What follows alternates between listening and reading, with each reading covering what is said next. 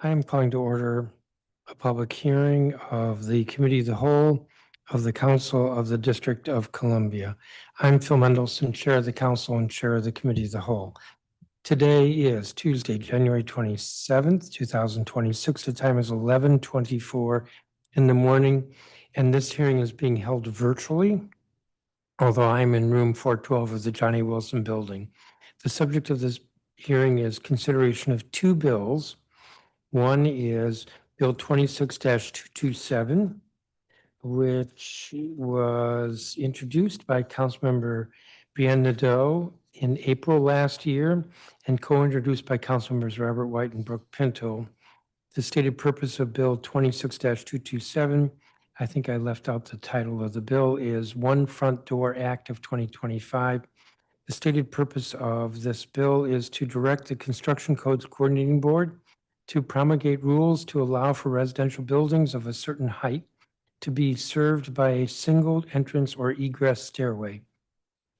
The second bill is Bill 26-285, which is entitled Climatizing Our Overheated Living Spaces Regulation Amendment Act of 2025. This bill was introduced on June 11th last year by Councilmember Christina Henderson and co-introduced by Councilmembers Fruman, Nadeau, Louis George, and Bonds. And the stated purpose of this bill is to amend Title 12G of the District of Columbia Municipal Regulations to revise dates requiring the provision of heat and air conditioning by owners and operators of rental housing, and to set a minimum and maximum year-round internal temperature for rental housing where heating and air conditioning are under the control of the tenant. The record for this hearing will be open for 2 weeks. That is, it will close at 5 p.m. on Tuesday, February 10th, 2026. I apologize that we're starting a little bit late. The hearing notice actually said that today's hearing would start at 10. There was originally scheduled a meeting, breakfast between the council and the mayor that was going to go longer than 10. So the witnesses were all notified that we would start at 11. And this was going to be largely in person, but because of the snow and the limited ability of many folks to be able to get around, this hearing is entirely virtual. Again, the record will be open for 2 weeks, close at 5 p.m. on Tuesday, February 10th. Let me turn to colleagues. I see Councilmember Nadeau, if you have an opening statement. Thank you, Chairman. I appreciate that. It's obviously a pretty chaotic week with all the snow, so thanks everyone for getting it together so we could still hold this hearing. There is no silver bullet to our housing crisis. This moment calls for thoughtful governing across many policy areas, one of which is our building code, and rethinking how our dual egress requirement for multifamily housing is out of step with modern fire suppression and construction practices. Passing this legislation will not create more affordable or more family-sized units overnight. However, it's an important step to take if we want the fullest impact of our investments in housing and our decisions on land use policy.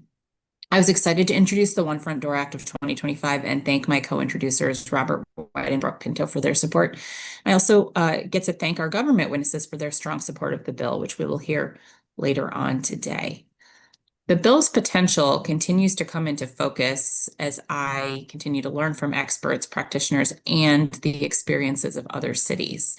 From larger units to cross ventilation, it's remarkable how many improvements to livability and housing opportunity can be unlocked by targeting updates to our building code. What I also find compelling is the potential to make more small-scale developments both physically and economically viable, something the district desperately needs more of.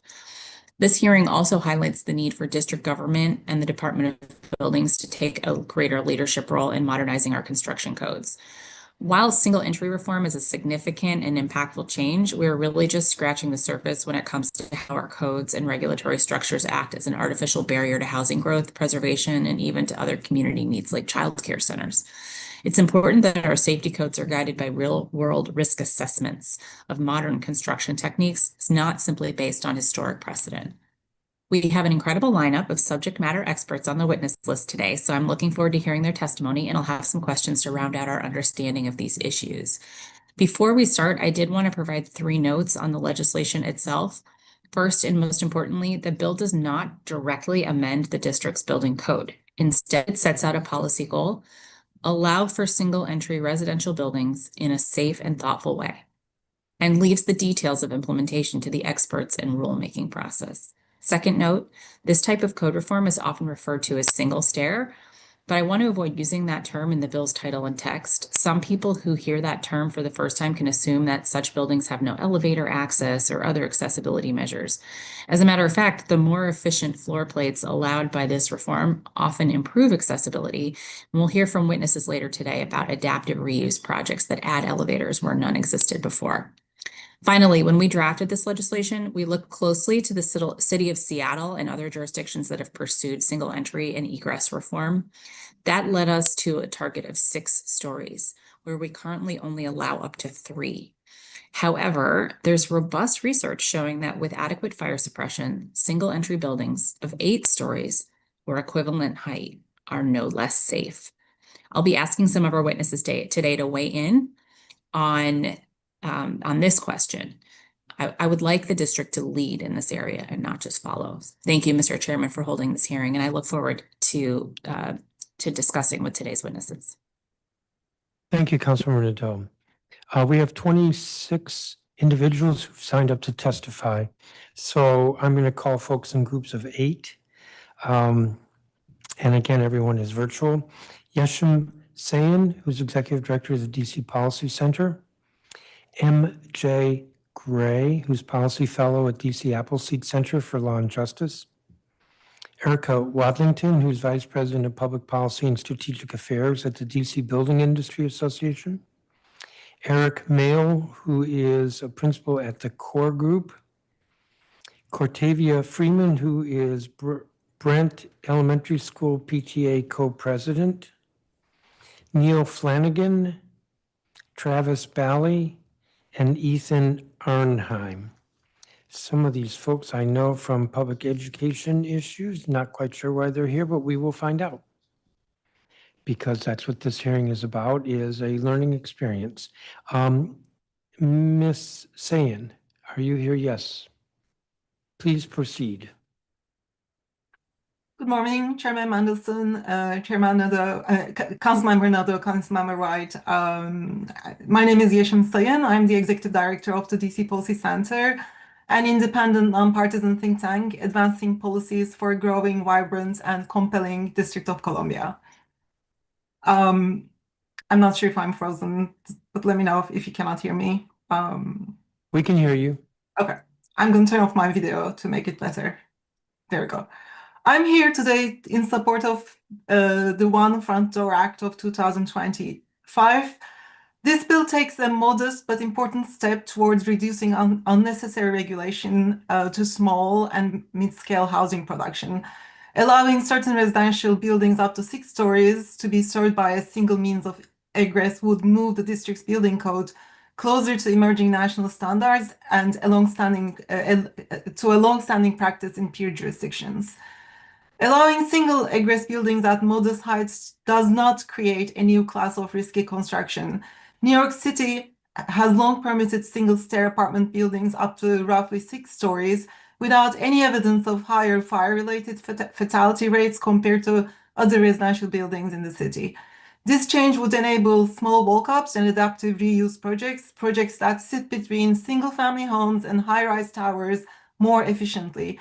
These are exactly the type of housing that many neighborhoods say they want, and exactly the type of housing district consistently underproduces.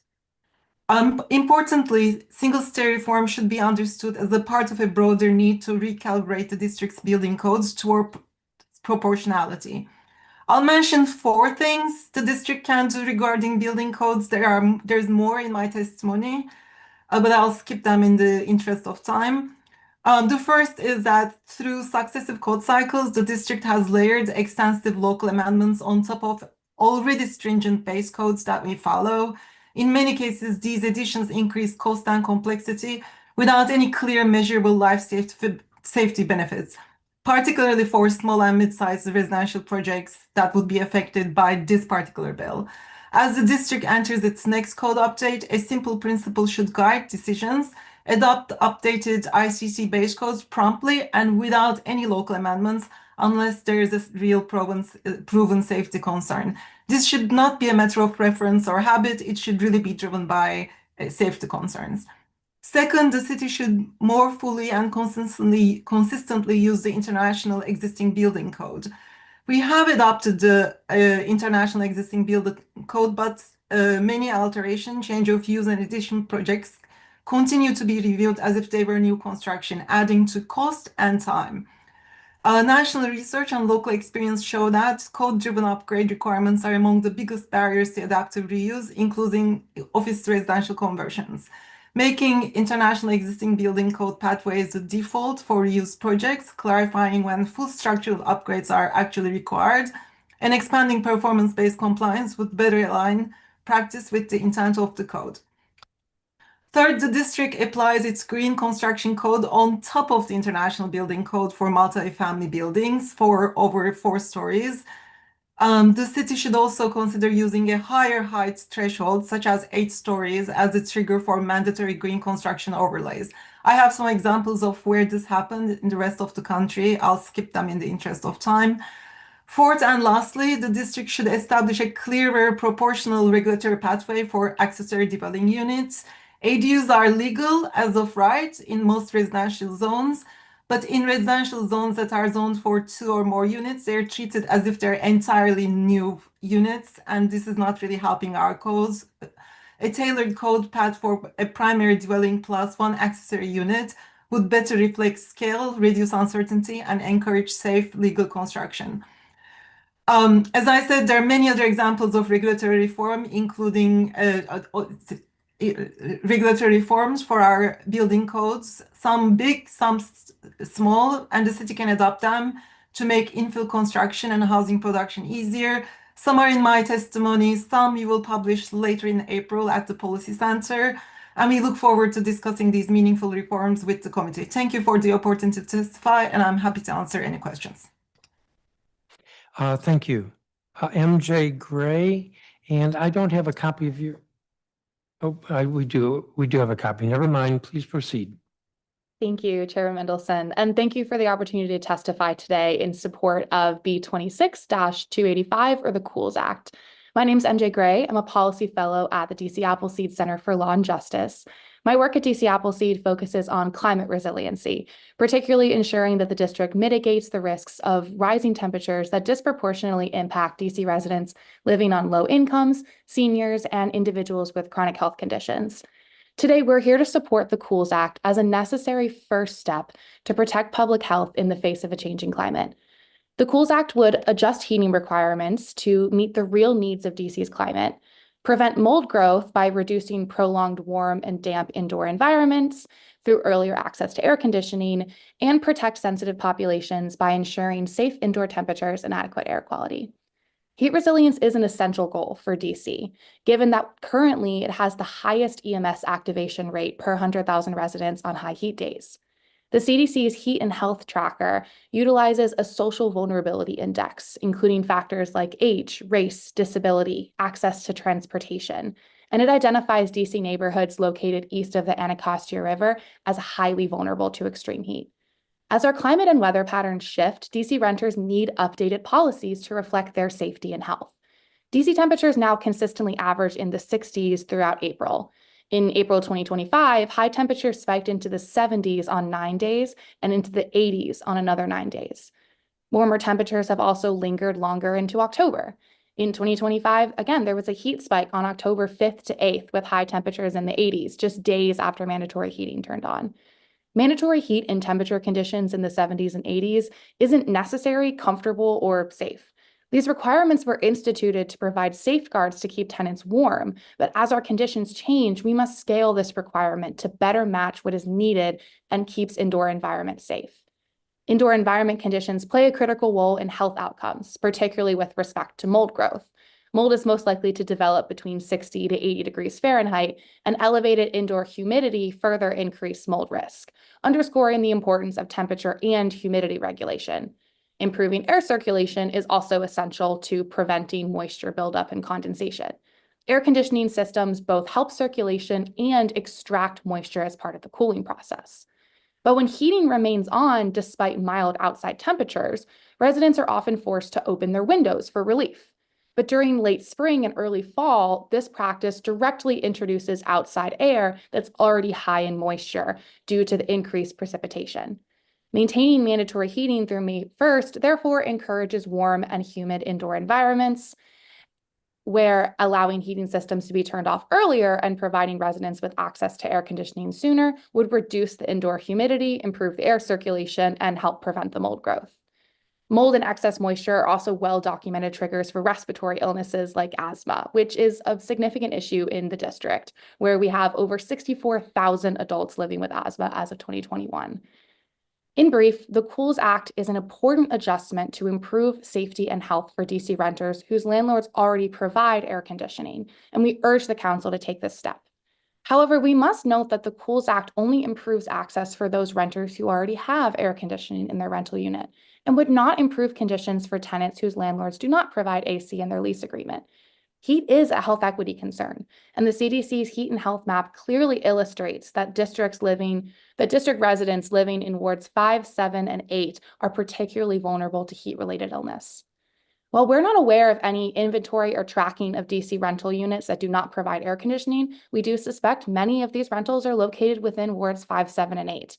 As a result, the most vulnerable populations may not reap the benefits of this proposed change and will still be sweltering in their homes during high heat days.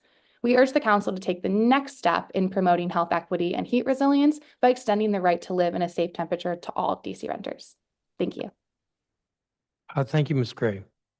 Erica Wadlington. Thank you, Mr. Chairman. Good morning, Chairman Mendelson, council members, and staff. I'm Erica Wadlington, Ward 5 resident, and I'm here today to speak on behalf of DCBIA.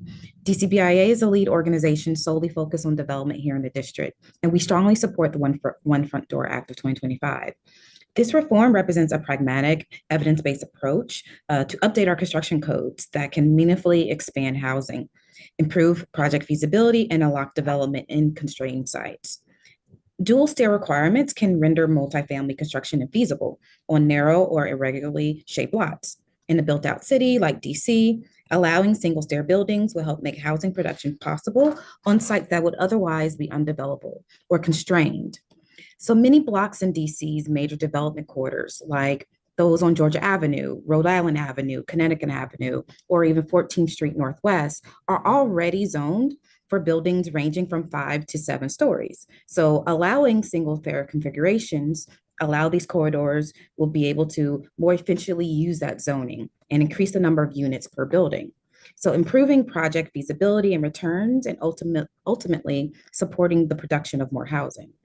Research has shown that eliminating a second stairway in mid-rise buildings can free up to 7 to approximately 10% of floor area, which can be used for additional units, larger apartments, or improved natural light and ventilation. And single stairway designs are also significantly less costly to develop in comparison to dual stairway designs, with construction costs estimating to be about 6% to maybe even 13% lower. Moreover, these designs closely align with DC goals around the missing middle and family size housing because they would support larger units with more bedrooms and better access to natural light and cross ventilation. By encouraging this type of housing, the district can support a more diverse mix of units and housing options that better meets the needs of families and long-term residents. It is worth noting that a push towards a single stair building is not new. 19 states and counting are already introduced or passed similar legislation to either study or even already allow single stair multifamily residential buildings in their jurisdictions. Some of the cities that have laws in effect include Baltimore, Knoxville, and Seattle. This type of reform is also particularly important for adaptive reuse and office to residential conversions, which are central components to our revitalization strategy. So allowing a single stair configuration with height and code specification can preserve historic building aspects, reduce demolition and construction waste, and accelerate conversions. Finally, DCBIA fully agrees that any modification to the construction codes must be grounded in public safety, and we appreciate that the bill appropriately directs the Construction Codes Coordinating Board to consider fire suppression, water supply, fire department access, and response times. Recently, research by the Pew Center shows that properly designed sprinkler access in single-stair buildings perform just as safety as two-stair buildings. Single-stair buildings under this bill will be subject to the same modern codes and safety systems in place for all new buildings, supporting both increased housing production and improved fire safety. For these reasons, we respectfully urge the council to support this legislation and provide the construction codes with clear guidance to implement these reforms promptly. Thank you for the time. Happy to answer questions. Thank you, Ms. Wadlington. Eric Mail. Good morning, Chairman Mendelson, council members, and staff. Thank you for the opportunity to testify today. My name is Eric Mail. I'm a District of Columbia licensed fire protection engineer with the code consulting firm here in the district. I'm here to speak in favor of the One Front Door Act of 2025 that calls for single exit residential buildings up through 6 stories. Prior to working full-time as a fire protection engineer, I served as a firefighter here in the District of Columbia from 1985 to 2000, leaving the department as a captain. I'm currently a member of code writing committees for both the National Fire Protection Association and the International Code Council. Based upon my experience as a District of Columbia firefighter and licensed fire protection engineer, I firmly believe that 6-story single-exit residential buildings can be safely utilized with the appropriate compensatory measures. I'm here to address fire safety concerns of these single-exit buildings. Others will testify about the development issues. This act will move the district ahead of the national model codes. For the 2027 code cycle, ICC will allow 4-story residential buildings for the first time. NFPA has allowed these buildings for several decades. This act will not impact existing buildings unless they are undergoing extensive construction projects. It will not allow existing unsafe buildings to be occupied. Unless existing buildings are undergoing major construction projects, they will continue to be regulated by the Fire Code and Property Maintenance Code. In consideration of time, I'm going to rattle off some statistics. These, in my written testimony, there's references for these statistics. Nationally, and the first handful of these are national statistics, 66% of all fire deaths occur in 1 or 2 family dwellings. 9% of all fire deaths occur in multifamily dwellings. 1 and 2 family dwellings are 5 times more likely to have a fire death than multifamily. And when you look at residential occupancies across the board, only 1.5% of all fatalities occur in sprinkler protected residential occupancies. When you look at just multifamily buildings, that's down to 2% of all fatal fires occur in sprinkler protected multifamily dwellings. In the 3-year period from 2018 to 2020, there were 56 deaths in sprinkler protected residential buildings across the country. Statistics based upon the District of Columbia's actual findings. And this is from a Freedom of Information Act request of the Fire Marshal's Office. In the 6-year period from 2019 to 2024, there were 21 structure fire deaths in the district. 10 of those occurred in apartment buildings, 8 occurred in 1 or 2 family dwellings. Of those 18 residential deaths, none of them, 0, were in sprinkler protected buildings. In the district, sprinklers are currently required in all new apartment buildings. This requirement will not change under the bill. Effectiveness of sprinklers. 85% of fires in residential buildings, 1 and 2 family homes or apartment buildings, are handled by a single sprinkler. One might argue that the stats don't show how many people are being saved by having a single exit available. Well, if you look at the NFPA report, U.S. Experience with Sprinklers, published in April of 2024, it shows that 100% of the people that died in sprinkler protected buildings were in the area of origin. Of those 100%, 62% of them were involved with the ignition source. In other words, they were on top of the fire when it started. In other words, the victims did not have a chance to escape before they were impacted by the fire. Egress configuration, how many exits, is irrelevant to the outcome of fatal fires in sprinkler protected buildings. It's in sprinkler protected buildings, the fire death issue is not a matter of egress or number of stairs, but it's a matter of being involved with the ignition source. How can buildings that are higher than fire department ground ladders be safe? Well, the statistics show that in a sprinkler protected building, it's not a matter of egress configuration, but where you are in relation to the fire when it starts. In conclusion, without a doubt, in large, high occupant load buildings, second exits are essential for fire safety. However, in small single exit buildings with lower occupant loads are safe when they are provided with the appropriate safety features. While this building does not address additional safety features to replace a second exit, I understand that the Department of Buildings and the CCCB is working on a list of required safety features to supplement single exit buildings. This bill can be safely enacted. Thank you for the opportunity to testify. I'm happy to answer any questions you may have. Thank you, Mr. Mayo. Cortavia Freeman, I think, is not here. Neil Flanagan? Yes, Chairman, can you hear me? Yes. Great. Good morning, council members and Chairman Mendelson. My name is Neil Flanagan. I'm a licensed architect with over a decade of experience in complex buildings in the District, Virginia, and globally. I'm also an unlicensed public historian whose research focuses on institutions and codes that have shaped the District of Columbia between the Civil War and World War II. I testified today in support of Bill 260227, the One Front Door Act of 2025. Last month, fire engineers hired by the state of Minnesota came to a startling conclusion that the buildings we live in are not nearly as safe as we think they are. Central to this realization is an error in the fundamental logic of the code that governs our buildings, that having two separate means of egress is categorically safer than one. This dogma dates to America's earliest building codes and has not been reconsidered in the light of a century of tragic lessons and research. What this Minnesota study showed is that the safety benefits of additional egress are surprisingly small, and more importantly, they are a matter of degree. I endorse the bill in question because it specifically instructs the Construction Codes Coordinating Board to reassess the risk of a single exit and identify how to reallocate such risk to other mechanisms of life safety. But this is not just about risk neutrality.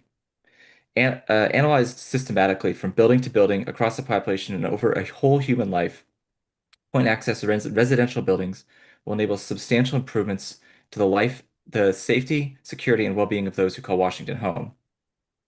The fundamental safety of our built environment depends first on preventing fires, then minimizing their spread and structural impact, and finally the speedy egress of occupants before and during the operation of firefighters. The question of single egress is a factor in only one of these elements. The Minnesota study indicates that it is a secondary one and far from decisive, even in cases where fire, smoke, and gases have entered the exit stairway. Beyond prevention, the most effective means of protecting human life, it was fire suppression sprinklers. Early detection of smoke in egress compartments was likewise shown to be very valuable at getting residents out of the building quickly, as reflected in the consultant's recommendations for risk compensation. The conclusions of the study accord with all other data and a global perspective. Point access residential buildings are the norm in other countries and have been for a century with no correlation between their prevalence and the incidence of fire deaths. In fact, viewing the situation without preconceptions, the two-exit dogma has given license to other provisions that pose more severe threats to human life. Section 1020.4 of our building code, the National Building Code, allows for dead-end corridors up to 50 feet in sprinkler buildings, cutting as many as 10 dwellings from an exit. This is a higher number than has been proposed in any point access regulation in the United States. This condition regularly occurs in massive complexes that become labyrinths and smoky panic. Because there are so many different units in these buildings, fire alarms are constantly going off, so residents learn to ignore them. The Minnesota study showed that single-stair buildings cleared faster, in some cases before the fire department even entered the structure. And then there are the physical buildings themselves, built from structure to finish with flammable materials, increasingly laden with petrochemicals and then dosed with fire-retardant chemicals. Our buildings burn a lot less than they used to, but when they do, they produce toxic smoke that is a serious threat to residents, neighbors, and of course the first responders who bravely rush into these hazards. Why have we allowed these threats to grow within our buildings? One reason I would argue is that the other protections of the building code have compensated for these risks. Sprinklers and smoke detectors are astonishingly effective. But another is the deference to the received logic of the building code in lieu of empirical study. Building codes in the United States are developed by a monopolistic private organization that is neither democratic nor accountable. Its decision-making process lacks the sort of methodologies as the foundation of engineering or history, let alone science. It does not prioritize rigorous modeling, comparative studies, or physical testing. Instead, it relies on a model of expert judgment that is as old as the two-stair exit dogma and just as obsolete. In my research into the history of these codes, I find again and again the first experts in the field were self-appointed. The ideas they codified were based on construction systems of their day without systematic study, often incorporating ulterior motives. And we've seen over and over again the process is easily influenced by moneyed interest groups. We can learn from Minnesota's example, where institutions have failed to implement a globally recognized standard of safety and well-being. Democratic like this one, can step in to require their implementation subject to rigorous study and the empirical balancing of risks. That is why I ask you to advance Bill 26-0227, the One Front Door Act of 2025. It would not only make a safer and healthier District of Columbia possible, it will be a clear statement that we need more substantial structural reform in the way we build in this country. Thank you for your time, and I'm happy to answer questions. Thank you, Mr. Flanagan. Travis Bally, I believe, is not here. Ethan Arnheim.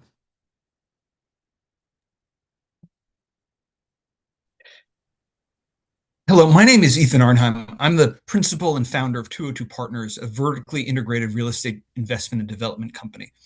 I'm here to speak in support of B26-0227, the One Front Door Act of 2025, and offer my personal experience about how the second stair requirement impedes development, decreases the availability of housing, and actually makes the city more at risk of fire. I'm currently developing 916 Kennedy Street Northwest, a lot a little over 3,000 square feet. Kennedy Street has many lots of this size. Most developers pursue apartments or condos on these parcels because they are straightforward and economically feasible. Those uses are also already abundant on Kennedy Street. I wanted to take advantage of the site's mixed-use zoning to provide ground floor retail, which is sorely lacking in the neighborhood. Under current zoning and lot occupancy limits, the buildable footprint is roughly 2,200 square feet, barely enough for a small restaurant. For the residential floors above, the most efficient and logical layout places the required stairs in the center of the building. That configuration minimizes corridors and produces functional residential units. But while that layout can work for small apartments, it is a major impediment to ground floor retail or larger family-sized apartments. The second set of enclosed stairs requires approximately 115 to 150 square feet per floor, plus circulation. Placing that stair in the middle of the ground floor effectively splits the space, fragments what should be a single open retail area, and eliminates the frontage depth and flexibility required for a viable restaurant or retail tenant. Nearly 10% of the ground floor footprint is consumed by stairs. As a result, the retail component of the project was no longer feasible and was ultimately scrapped. The impact of the second stair does not stop at the first floor.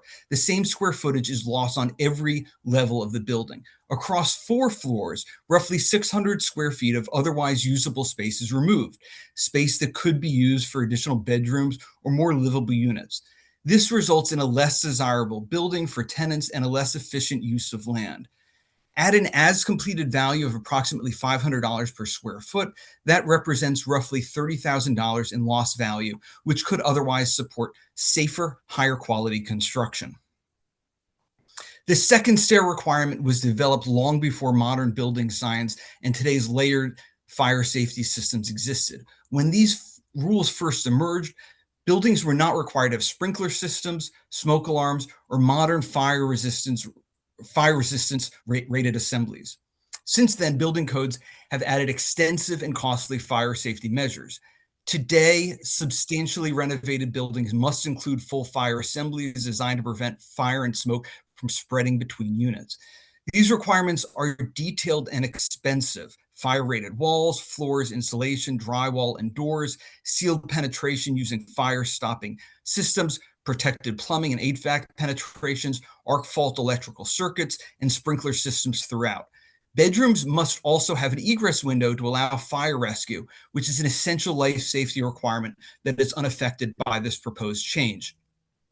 The real risk in the district is not new or substantially renovated buildings. It is older, unrenovated buildings that lack any of these protections. Yet those buildings are not required to upgrade unless a major renovation occurs, and the cost of compliance often makes redevelopment financially infeasible.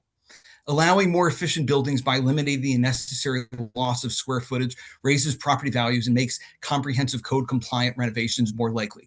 The real danger arises when owners attempt piecemeal improvements instead of full redevelopment. That is what occurred at 708 Kennedy Street Northwest, the site of a major fire where a fellow Washingtonian was killed. That building lacked modern fire safety systems such as sprinkler and fire resistance rated assemblies. Had redevelopment been more economically feasible, those protections would have been put in place. For these reasons, I strongly support the legislation. I commend Councilmember Nadeau and her staff for spearheading this effort. I urge the council to pass it expeditiously and the Construction Codes Coordinating Board to prioritize the necessary code changes. Thank you for your time. Thank you, Mr. Arnheim. Thank you, each of you, for your testimony. I just have a couple of questions. Mr. Arnheim, in the opening of your statement, you said that the second stair requirement actually makes the city more at risk of fire. Why? Well, it makes redevelopment of buildings that have no improvements whatsoever, like as I gave an example of 708 Kennedy Street. That building had piecemeal upgrades. Maybe there was a fire alarm installed, but it didn't have any of the massive upgrades that I think are most critical. It didn't have any sprinkler systems installed, for example. It didn't have any fire-rated drywall. It had no fire-rated assembly. So if you make it more difficult to undertake that large-scale renovation, you're going to end up with buildings that have no improvements whatsoever, and that's what happened at 708 Kennedy Street. And so that's how they became less. That's how you make the statement that the city is less safe. That I think where the there could city's be less some safe. renovation, where there could be some renovation, there isn't. Thank you, Mr. Flanagan. You had in your testimony this statement: the two-exit dogma has given license to other provisions that pose more severe threats to human life. What did you mean by that? Well, I specifically am referring to the dead-end corridor. I think that there are two things. First is that the difference between say a continental European fire protection strategy has been one of preventing fire within the structure itself. So obviously these older, if you go to other countries, it's relative, the light wood framing that we construct the majority of our buildings from is relatively unusual. And being able to make that into being able to make that as fire resistant as required, and building these assemblies requires, enormous amounts of drywall and these complex closures, ceilings, and it's understood that there are, I don't know if you know this, there are I think six, is there six now or five building construction types that basically are depending on the fire protection of the structure itself. And we have, by sort of thinking about the way that the United States codes have generally thought about it, is just about getting people out of the building rather than sheltering in place until the fire department can come. And this has enabled a culture where the understanding is the building is essentially allowed to burn down. It's about controlling the speed at which it burns down so that people can leave. It's a simplification of what things under like a type 5, type 3 construction might do. But that's the gist. I think the similar thing is the dead end corridor condition that I mentioned. That instead of building buildings that are more fire resistant, and maybe if your building is 10% cheaper, there are actually going to be scales at which your ability to move to a more fire resistant construction type is going to be enabled by that kind of saving. Not every location, but some locations. And then the dead end corridor, I think, is just it's a strange thing that we permit. We think that having one exit is bad, but it's very easy for that one exit to become blocked, and it just shows that this is not a logical approach to fire protection. Thank you. Councilmember Nadeau, do you have any questions? I do, thank you. Okay, so let's see.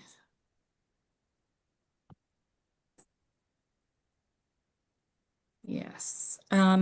Ms. Wadlington, in your testimony, you noted that this type of reform is important for office to residential conversions. Can you provide some more detail on how this changes the picture for office conversions? Sure. And it's not just office, but like I guess any commercial to residential rehab. So what will apply underneath this new proposal is substantially rehab properties. So things that go 50% or more of like the building's construction value.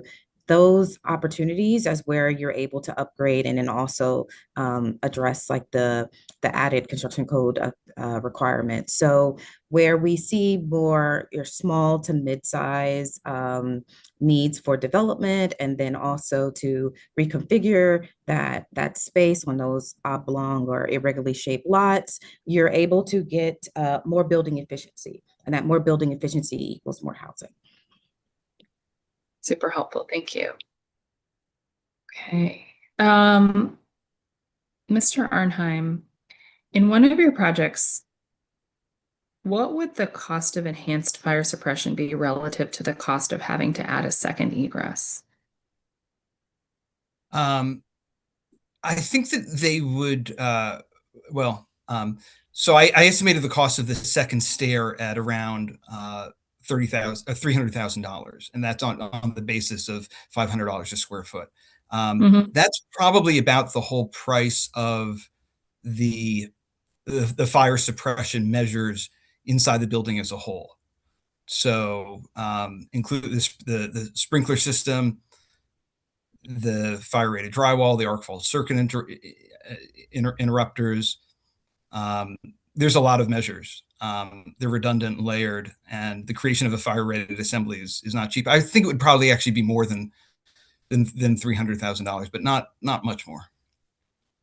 And those don't take up square footage like you could use for They retail. don't take up. Yeah. Yeah.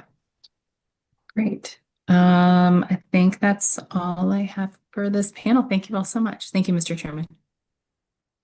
Thank you, Councilmember. You all have been very helpful with your testimony. Also, thank you. You're excused, and I will call the next 8 witnesses. Ashley Schultz, Supervising Attorney of the Housing Law Unit at Legal Aid DC. Will Tess, I think that is the correct pronunciation, member of the AIA DC Advocacy Committee. Liz Kovacevic, who's also a member of the AIA DC Advocacy Committee. Stephen Smith, Executive Director at Center for Building in North America. Emily Hamilton, who's Senior Research Fellow, Mercatus Center at George Mason University. McKenna Osborne, who is Senior Policy Attorney at Children's Law Center. Alex Baca, who's DC Policy Director at Greater Washington. David Hoagland, who is President of the District of Columbia Firefighters Association, IAFF Local 36. And Mark Chubb.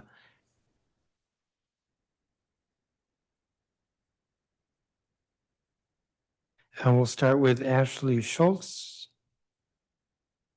And I do not have a copy of your statement. Have you submitted it? I have not. I will before the record closes on February 10th. Okay. Please proceed. Thank you. Good afternoon.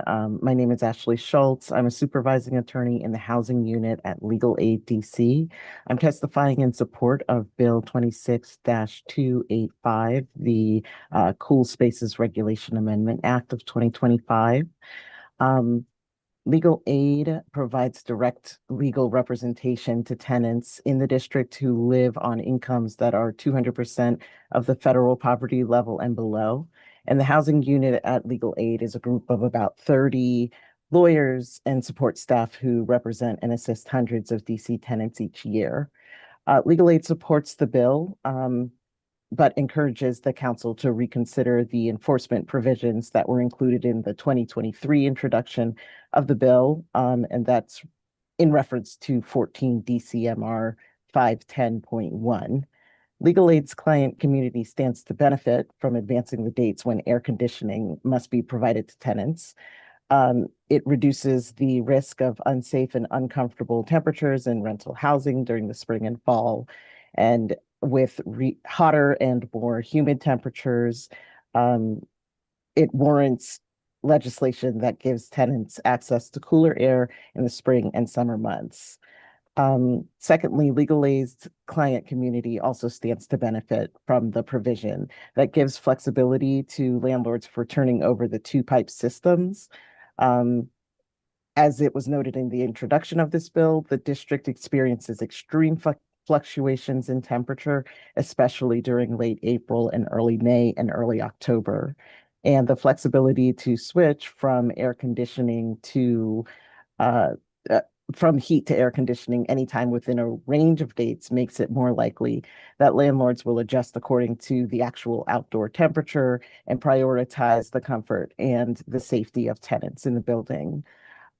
Consistent with our support of this bill, we also, as I mentioned, encourage the council to advance the dates that owners must have their air conditioning systems inspected and in working condition under 14 DCMR 510.1. The previous iteration of the bill proposed moving the date that the system must be inspected from May 1st to April 1st and advancing the date that any defect has to be corrected from June 1st to May 1st. It gives the tenants in our client community assurance of working air conditioning systems a month earlier than currently. And then it's also consistent with the provisions of the bill that defects have to be corrected by the time that air conditioning has to be provided. Lastly, want to note our support of the testimonies of MJ Gray of the Appleseed Center, mentioning the air quality improvement that comes with air conditioning. So I thank you for this opportunity to testify. And with the considerations that I mentioned, we believe it will be incredibly helpful to our clients. I'm happy to answer any questions. Thank you. Thank you, Ms. Schultz. Will Tess, is it pronounced Tess? It's actually pronounced Taze. Like think of T-A-Z-E. Okay, please proceed. Good afternoon, Chairman Mendelson and council members. My name is Will Taze, and I'm here on behalf of the Washington, D.C. chapter of the American Institute of Architects to speak in support of the One Front Door Act. I served on the AIDC Board of Directors from 2018 through 2025 and was chapter president in 2024. I also serve on the Advocacy Committee and regularly testify before the Zoning Commission on behalf of our chapter. In addition, I am a Ward 6 resident and co-owner of Taze Warren Architects. I've lived in the district for more than 20 years, where my 3 children were born and raised and currently attend school. I'm here to build upon the testimony you've heard thus far, as well as testimony from my AIDC colleague. I will focus on real projects from our own work to show how this approach can responsibly increase housing options in Washington, D.C. Current building codes require 2 exits for residential buildings 4 stories or taller, regardless of building size or unit count. While appropriate for large structures, this requirement creates significant constraints on small infill lots, making it difficult to build modest mid-rise housing. The point access block, also known as a single means of egress building, offers a targeted adjustment that supports greater density on small lots.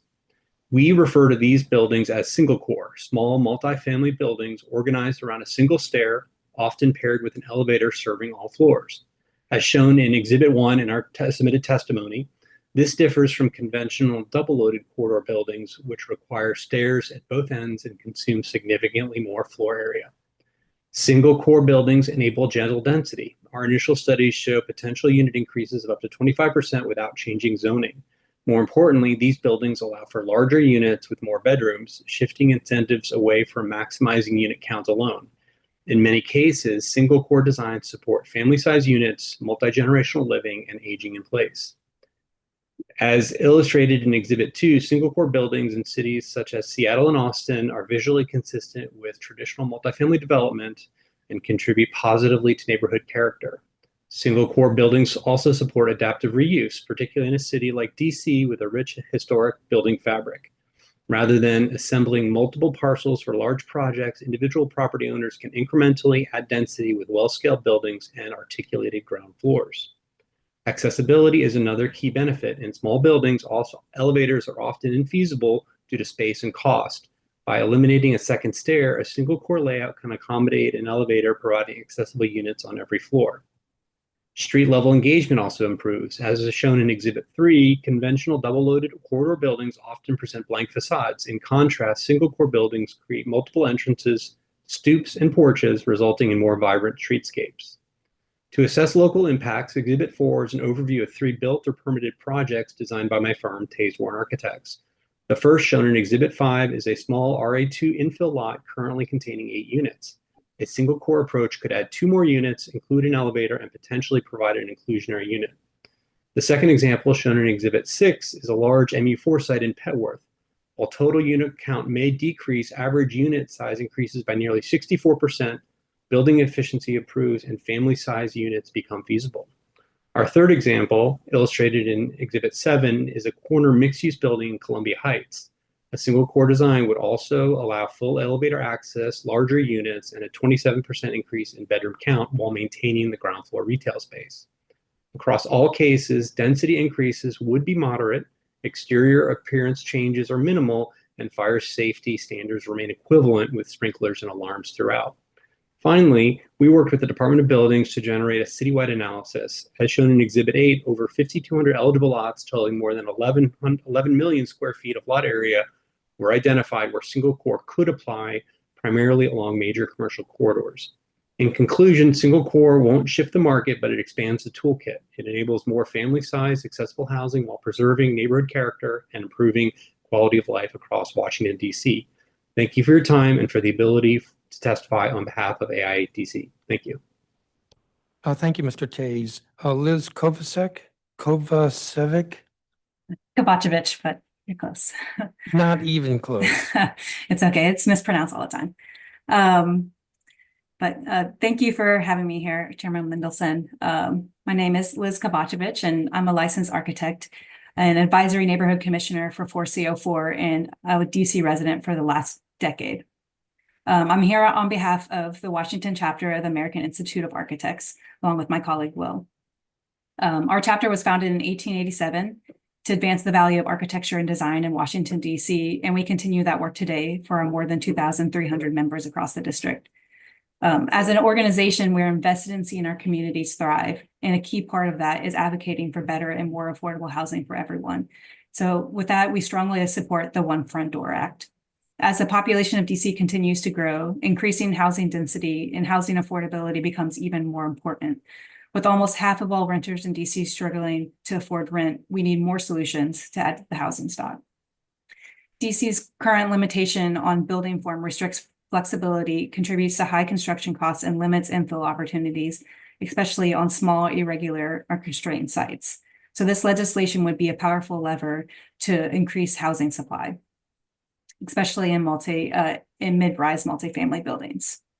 And as others have said before, and including Will, so I'll make this brief, single-stair buildings have many benefits, including more livable units with increased light and airflow, larger units with more bedrooms, so family-sized units, and in projects where an elevator is provided in lieu of an additional stair, that means more increased accessibility that will improve the lives of all residents. And other advantages would be better street level retail and a more activated streetscape. And on a personal note, I live in one of the areas that would benefit greatly from this update. I'm at 14th Street Northwest, just north of Spring Road, along the 14th Street corridor. So this is an MU4 zone that allows for a maximum height of 50 feet or around 5 stories. And most of the lots in this zone would be a great candidate for a single stair building. In fact, I can think of several vacant properties in my neighborhood that would be more feasible to develop into housing and retail with the implementation of this code update. Allowing for single stair construction would be only one tool to create a more affordable, livable, and vibrant community in my neighborhood and in many others across the district. This legislation offers a responsible path forward and towards increased housing supply and improved design quality. We urge the council to enact the One Front Door Act and request that the code update be included in the next code cycle revision. AIADC is ready to participate in the hearing process and to assist the council and the Construction Codes Coordinating Board as these provisions are developed. Thank you for your time and consideration. Thank you, Ms. Kovacevic. Stephen Smith. A fun fact is that Kovacevic means Smith in Serbo-Croatian. Okay, my name is Stephen Smith. I'm the Executive Director for the Center for Building in North America. I'm testifying today on the One Front Door Act. Thanks for the opportunity. The United States has a unique approach to construction, which is rooted in its abundant resources, its energy, its land, labor, and materials. The rules that we wrote, whether it's zoning or building codes, reflect this abundance. It was an approach that served us well during the post-war period when there was endless land to sprawl out on and where the American dream meant owning a single-family house on a quarter-acre lot. The nation has changed, though, and the old model is no longer serving us. Planners have kept up with this more urban direction, with zoning reforms, but our building codes have been slower to keep up. America's model building codes are still written from a strongly suburban perspective. Single-family home builders have a privileged position at the International Code Council, or ICC, which is the largely American body that writes model codes. The multifamily developers barely show up. There's little independent research, and emotions often trump engineering. The voting structure is biased towards the smallest jurisdictions, and cities like DC are underrepresented. It is because of this misalignment that going beyond the model codes and allowing slightly taller single-stair buildings has gained traction. Today's three-story single-stair height limit dates to the days of tenements with unprotected wood stairs, when fire departments were largely volunteer organizations that only had ground ladders, and before the advent of fire-rated assemblies and before smoke and fire detection alarms and sprinklers. My organization supports this legislation, and I wanted to take some time to talk about how we could get some of the details right. Since this idea was introduced, the ICC has moved towards raising the model code's single-stair height limit from 3 stories to 4, with a final vote that's expected later this year. For 4-story buildings, the model code, I think, has struck the right balance, and the District of Columbia could adopt this code section up to 4 stories on an expedited basis without even waiting the 2 years in this bill. 4 stories, however, is still pretty short. Abroad, our peer countries allow 10, 20, even 30 or more stories with a single stair. This legislation asks the DOB and CCCB to promulgate rules up to just 6 stories. There's precedent for this height in New York City and Seattle, but it is ultimately a pretty arbitrary limit in the context of building codes. One of the major thresholds in codes is the high-rise building definition, which is aligned with the height at which the typical U.S. fire department's ladder trucks can reach, which is 75 feet, as measured to the highest floor level or the roof of the building. In practice, this means about 7 stories or maybe 8 under certain circumstances. This is a more rational limit for single-stair buildings, and it's what the Minnesota State Legislature tasked a group of fire engineering firms to study. Their report, which was released last month, and you can find a link in my testimony, compared single-stair buildings up to 75 feet with a limited floor plate to the currently code-compliant 2-stair, double-loaded, hotel-style corridor buildings that are standard in Washington, D.C. today. They found that single-stair buildings put far fewer occupants at risk of smoke impeding their egress in the case of catastrophic failures compared to 2-stair buildings that are much larger. Given that finding, I'd urge you to amend the legislation to consider buildings up to 75 feet in height. When it comes to determining which safety features taller single-stair buildings should have, I'd urge the DOB and CCCB to follow the science rather than loading as many features onto it as you can find. New buildings are so much safer than old ones that going overboard with requirements for just new buildings risks reducing safety in a more holistic sense by making it more difficult to build safer buildings and easier to just stick with the status quo of older, less safe ones. Abroad, new single-stair buildings generally don't even have sprinklers. We require them in every new building, and that should count for something. Abroad, you typically find either a requirement for ladder access to each floor unit or some sort of smoke control system like pressurization, but typically not both. So I'd urge the DOB and CCCB, when coming up with rules, to consider a menu of options as a true menu and try not to order everything off the list.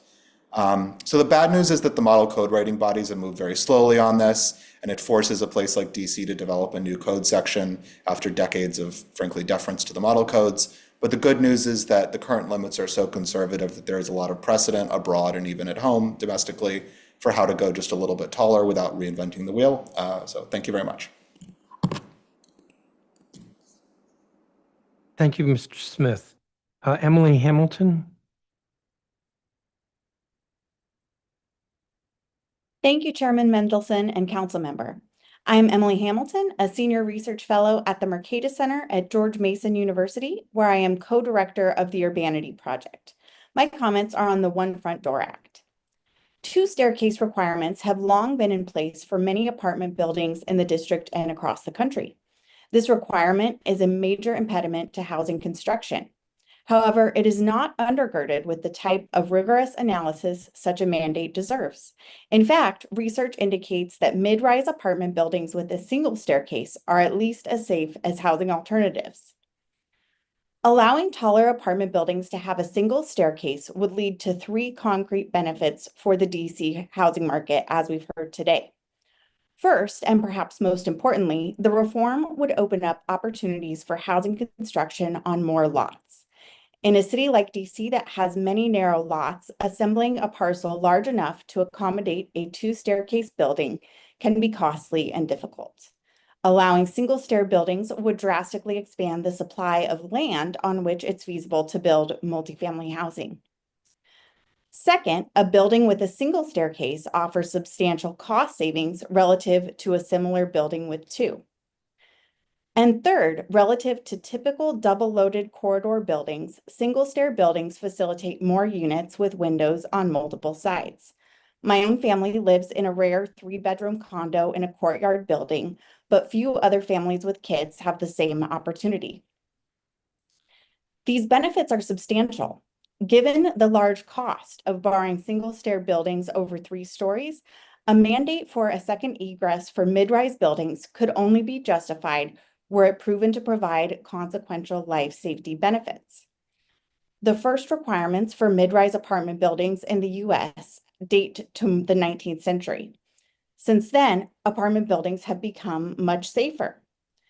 Despite these safety improvements, building code developers have not reevaluated the historic 2-staircase requirement to determine if it continues to serve the public interest. Like most U.S. building codes, the district's code is based on the International Building Code published by the International Code Council. While its codes impose enormous costs on new housing construction, the ICC does not provide benefit cost analysis to ensure that its code requirements protect the public in cost-effective ways. Housing policy experts, some of whom are here today, have stepped into this void to provide the data needed to analyze the types of housing that prevent elevated fire risks. Their findings are clear. Multifamily housing is safer than single-family housing, and newer housing is much safer than older housing. About 1/3 of the housing units in the district were built before 1940, and these units present a much larger fire risk than units in new multifamily buildings, whether the new buildings have 1 exit or 2. A building code based on proper regulatory analysis would consider trade-offs, including how restricting multifamily housing beyond 3 stories to lots large enough to accommodate a building with 2 staircases limits opportunities to build new housing. A thorough analysis of the 2-staircase requirement would show that expanding opportunities to build multifamily housing in the district would not only improve housing supply, but also improve safety by enabling more people to move out of older, higher risk buildings and into newer multifamily housing. Thank you. Thank you, Ms. Hamilton. McKenna Osborne. Good afternoon, Chairman Mendelson and Councilmember Nadeau.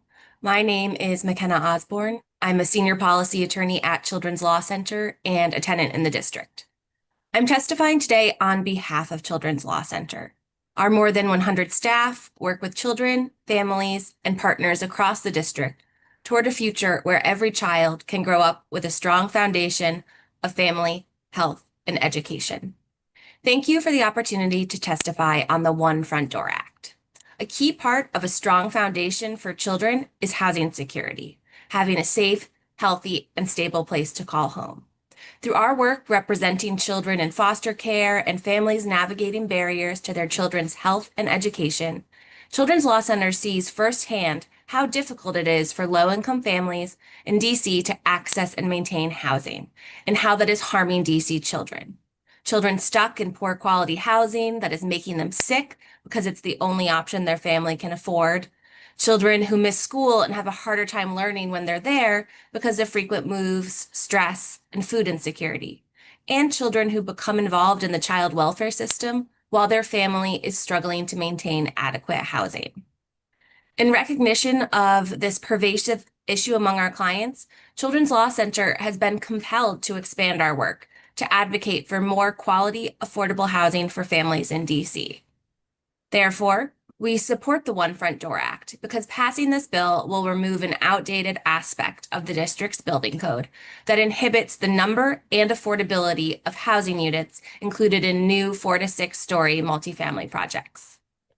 To make meaningful progress in lessening the affordable housing crisis that is affecting so many DC families, the council and executive need to act wherever possible to increase the amount and affordability of rental housing in DC. Children's Law Center applauds Councilmember Nadeau and Councilmembers White and Pinto for introducing the One Front Door Act to update the district's building code to allow a single entrance and egress stairway in multifamily residential buildings up to 6 stories. By unlocking the potential for more single-stair multifamily buildings, the district can empower developers with the kind of cost efficiencies and flexibility needed to build more affordable, family-sized units and do so without sacrificing resident safety. Under DC's current regulations, all buildings over 3 stories must have 2 stairway egresses that are connected by a corridor on each floor. This makes it, harder, and this makes construction costs increased and limits design flexibility and reduces rentable floor space. Developers are incentivized to build smaller units like studios and 1-bedrooms and charge higher rents to make projects financially viable. And they're also discouraged from building small to mid-sized projects because the difference between construction costs and future rental income becomes prohibitively expensive. In contrast, single entrance egress would allow developers to design buildings around one central staircase for more efficient use of space and lower per unit costs that enable the inclusion of larger family-sized units at more attainable rents. Dual stair requirements also make it especially challenging for nonprofit affordable housing developers to build in high opportunity neighborhoods in DC with small and irregular lot sizes, where the district has struggled to produce affordable housing. Small to mid-sized single-stair apartment buildings are a well-established housing type globally, and their adoption in cities like Seattle and New York has demonstrated that when paired with modern fire safety measures, allowing single-stair buildings up to 6 stories does not reduce resident safety. We encourage the council to pass the One Front Door Act so the district can join many jurisdictions around the country replacing dual stair regulations with more efficient, cost-effective approaches that reflect current technology and meet current housing needs.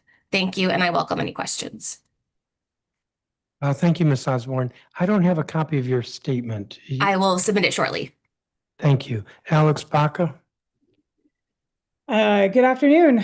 My name is Alex Baca, and I am submitting this testimony on behalf of Greater Washington, where I serve as the DC Policy Director. GGWash supports the One Front Door Act and asks the committee to pass it expeditiously.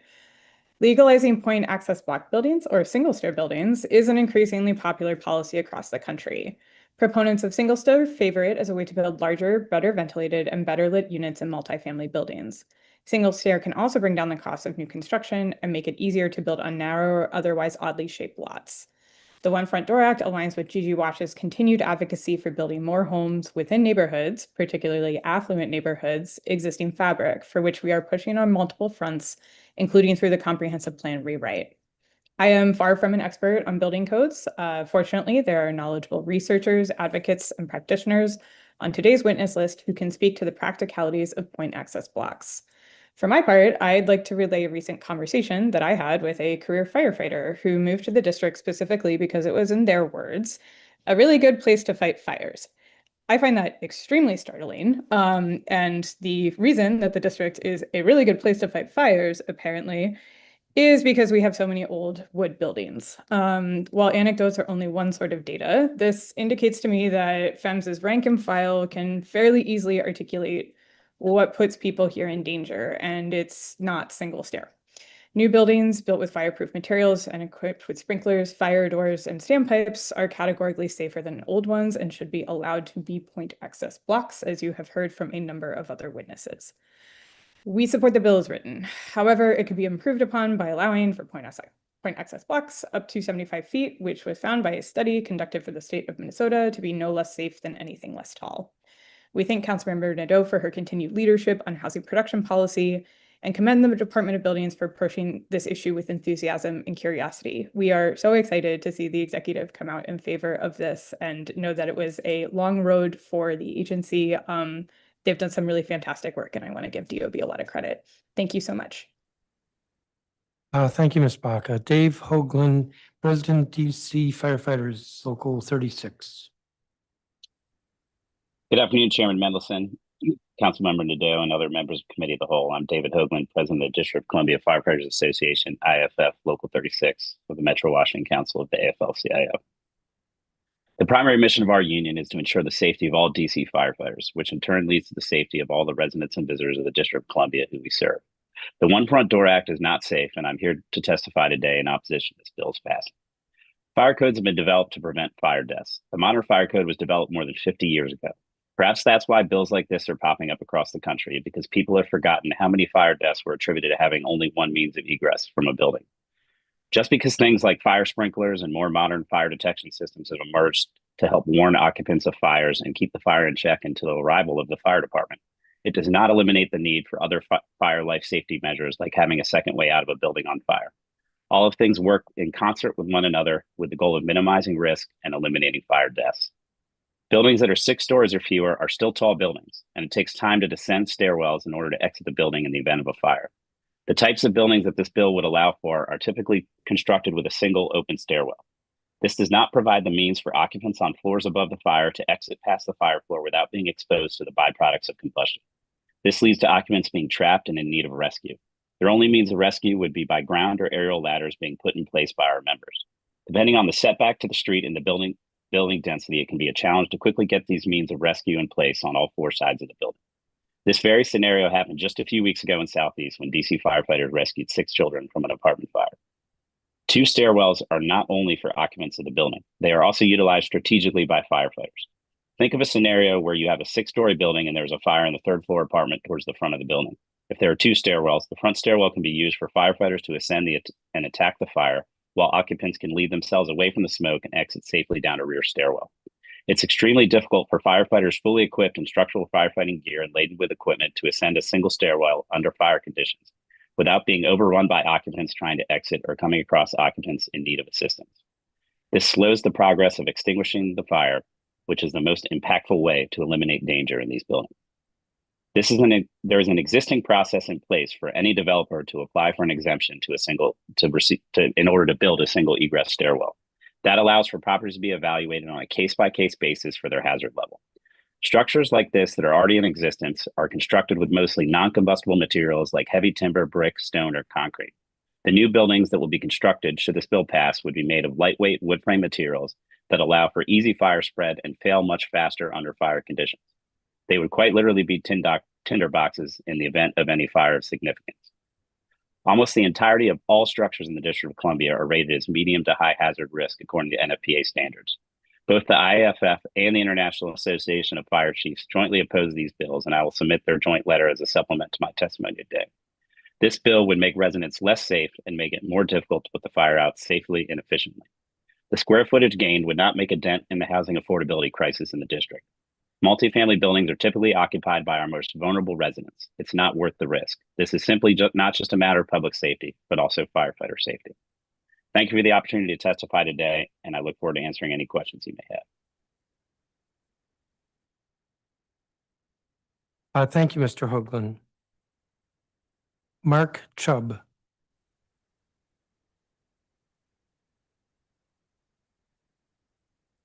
Good morning. My name is Mark Chubb. I'm the managing director of Inclusius LLC, a public policy, public participation, and code consulting firm located in Seattle, Washington. I'm here today to testify regarding Bill 227. In my experience, single stairway for multi adopted in Seattle in the mid-1970s. For more than 4 decades, I have served as a fire engineer, fire officer, and code official. My work has spanned 5 continents in many countries with widely varying approaches to building regulation. Contrary to contemporary statements by Seattle city officials, Legislation to permit the construction of multifamily residential buildings with single stairs up to 6 stories was adopted for many of the same reasons it's receiving widespread attention today. In the mid-1970s, Seattle began to experience the effects of an earlier phase of rapid development, which limited options for new housing supply on so-called greenfields parcels. The city also experienced several fires in older multifamily housing that spurred interest in fire safety provisions that went beyond the codes in effect at that time. Contrary to the current self-aggrandizing narrative regarding superior firefighting capacity and water supply offered by representatives of the Seattle Fire Department, the historical record suggests the fire department had little or no input into the regulation allowing single stairway buildings and offered no objections. To be clear, an analysis of publicly available data on fire outcomes indicates Seattle Fire Department is no more competent, capable, or responsive than fire departments serving other metropolitan cities across the country. Since the mid-1970s, Seattle has permitted the construction of multifamily residential buildings up to 6 stories in height, with a single stairway connecting not more than 5 floors. This means the ground floor occupancy must have sufficient exits to the outside independent of the stairway serving the upper floors. These requirements come with some conditions. First, the building must be protected throughout by automatic sprinklers of the same type found in commercial occupancies. Second, the number of dwelling units are limited to 4. The entrance to from each dwelling unit must be way. Third, the stairway must be separated from the interior corridor, pressurized to prevent smoke, or located outside. The manual fire alarm system must be installed throughout the building to alert building occupants. When these regulations were adopted, building codes did not require the installation of automatic sprinklers in residential occupancies, including most high-rises. Sprinklers were considered a conservation measure and a way of limiting the need for fire service to control fires, but not a life safety feature. As Mr. Mile testified earlier, the risk in sprinkler protected occupancies is negligible. Very few occur in sprinkler protected properties, usually involve people intimately involved with the ignition scenario, many, if not most of whom, are impaired or incapacitated when the fire becomes enough to activate sprinklers, and as such are unable to respond. A second stairway does not improve the life safety or survivability of these residents. Cities like Seattle and of Columbia need middle housing to fill the gap between 1 and 2 family homes and townhouses and large complexes.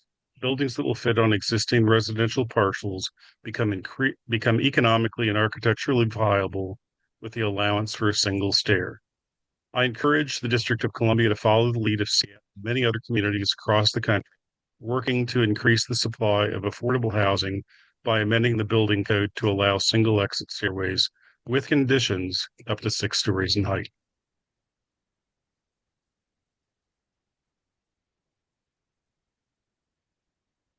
Thank you, Mr. Chubb. So I was trying to figure out where you were going with your testimony, and as you sounded a little critical of Seattle's fire department, but I think where you were going was that it's not as simple as just allowing a single stairway building, but rather that there have to be some conditions that accompany it, like the sprinklers and so forth. Am I understanding you correctly? Yes, you are. I think to the extent maybe any criticism of the Seattle Fire Department, it's not regarding their capability as a fire department.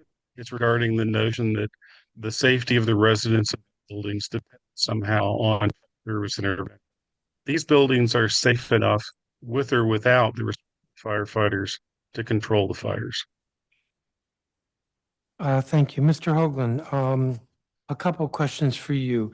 Attached to your testimony is a joint statement from the International Association of Firefighters, Metropolitan Fire Chiefs Association. Do you know when that statement was issued?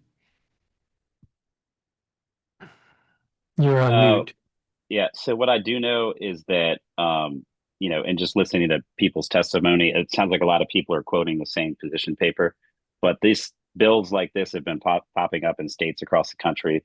So I believe this joint letter was issued back in 2024, but I'll confirm the date and get back to you on it. I can follow up. Okay, and in your testimony, you said there would be a letter that follows, or is it this joint statement that you were referring to? It's this joint statement, but I also have additional stuff. There's a position paper actually by the British Columbia firefighters about this, as well as the Congressional Fire Services Institute has also come against it, and I can send you that material as well as a link to NFPA article, which is the National Fire Protection Association that references this single stairwell debate, because we're not the only jurisdictions that has been dealing with this. Thank you. And then in your statement, Mr. Hoagland, you said new buildings that will be constructed should this bill pass would be made of lightweight wood frame materials that allow for easy fire spread and fail much faster under fire conditions. If you could explain that, because it sounds like that's a cause effect statement, that if we pass this bill, then buildings will be made of lightweight wood frame materials. That is not the case now. Yeah, so most of these, all these corridors that people are citing, right? In my 18 years as a firefighter here in the district and working all over the city, right? I think of we've started building some of these wood frame buildings with the residential sprinkler requirements been in place for a while, to the point that these buildings are getting older, right? And we're now starting to go to fires in these wood frame buildings. And they spread very quickly once the sprinkler system is overwhelmed, just because of the type of building materials and all the synthetic chemicals, et cetera. The building, once it is on fire, it is very much on fire, and it will collapse. And so all of these mid-rise buildings you see on Georgia Avenue, they're not gutting these row houses and replacing them with ordinary constructed components for a variety of reasons. The cost, the availability of these building materials, et cetera. These row houses are then becoming wood frame on the interior, which they're truss beam construction. They've got small studs that fail under fire conditions much more catastrophically. In a reference to somebody else's testimony, referencing one of our members saying that this was a good city to fight fire in. What that member was referring to is older constructed, ordinary constructed row houses. The fire's compartmentalized, right? You heard of some other witnesses reference buildings in Europe, right? The buildings in Europe are built out of old masonry and stone and things like that. So they hold up, and you're eventually going to a fire in a brick oven, right? In these older buildings, right? So it's going to burn for a while under no hazard of collapse, right? So it's much safer for a firefighter to fight a fire in one of those buildings than these wood frame buildings. You don't have to look very far for firefighter deaths and see a correlation between wood frame construction in newer jurisdictions and fire deaths. In the District of Columbia, right, where we've got a lot of dense coverage, so our firefighters are able to get there quickly in most parts of the city, with the exception of a few other areas. But that's sort of the cause and effect, is that once a fire really gets going in these wood frame buildings, it burns hotter, it burns faster, and it reaches the flashover stage much faster, which is essentially when the entire room catches on fire. And there's plenty of data from NIST and places like that will show that effect. I just don't think that the risk versus reward analysis, it's worth the risk, right? The reason we have decades of statistics of less fire deaths is because of the advents and the layering of these modern fire codes, right? So it's simply just common sense at the end of the day. This is also, with these modern ones too, and you build more of these, it requires more upkeep, more fire inspections, right? And a lot of these projects that you're trying to get in to come in within budget, it means builders are going to cut corners, right? And once those fire protection systems are installed, they might not be getting properly maintained or inspected. I can't tell you the amount of fire alarms that I've run out through my career, where you look at the sticker when the fire alarm system was last inspected, and it's out of date, right? And then we have our code enforcement follow up. But our fire protection and our fire inspectors are already overwhelmed with the sheer amount of building stock in the city that they need to inspect. So, there's also a real concern that a lot of these structures will just slip through the cracks. You've got a lot of experience, Chairman Mendelson, through DOB and everything, kind of dealing with, there's the theory, and then there's the practice of how some of these newer structures are actually built in the District of Columbia. So I'll let you. I'll defer to your experience on that. I was on that Kennedy Street fire that somebody referenced, right? That had nothing to do with the second stairwell. That had to do with poor oversight of that structure. That building had interior fortifications inside of it, doors locked with doors and bars. Our members were in there with saws trying to get through all of these fortifications. And at the end of the day, it was just a predatory landlord who was taking advantage of their tenants and didn't have the proper means in place for safety.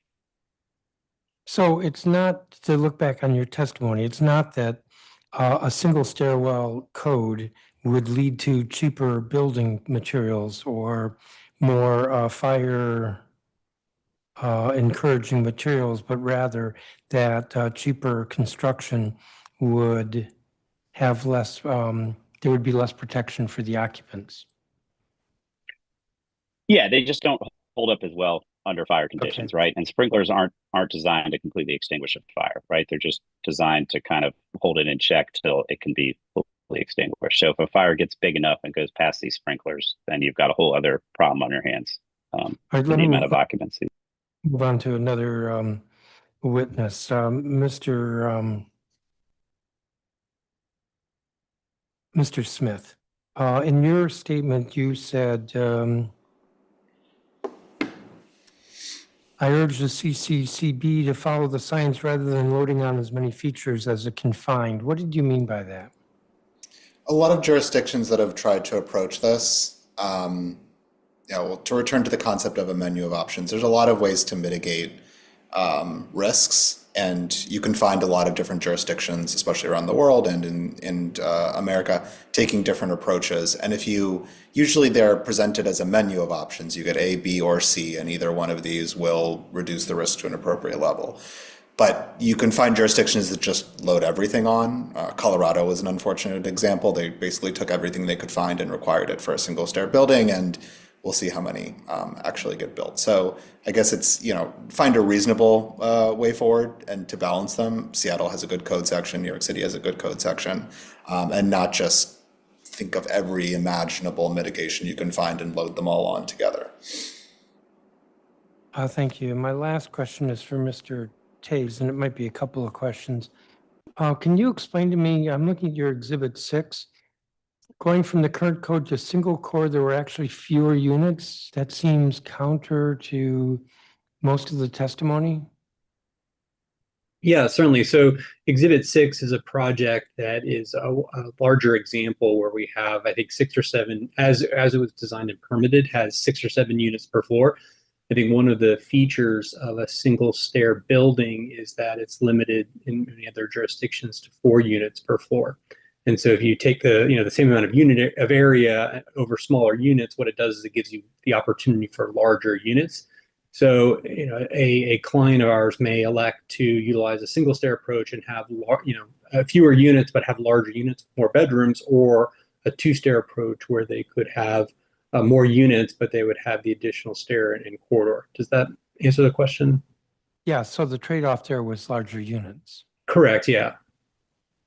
Also, could you explain, there was testimony in the earlier panel about the 2-exit dogma has given license to other provisions that pose more severe threats to human life. And when I asked, for example, it was dead-end corridors. Do you understand that? Now, that wasn't your testimony, but you're an architect. Could you explain that to me? I think it's sort of, I'm just struggling without the benefit of a diagram or a drawing.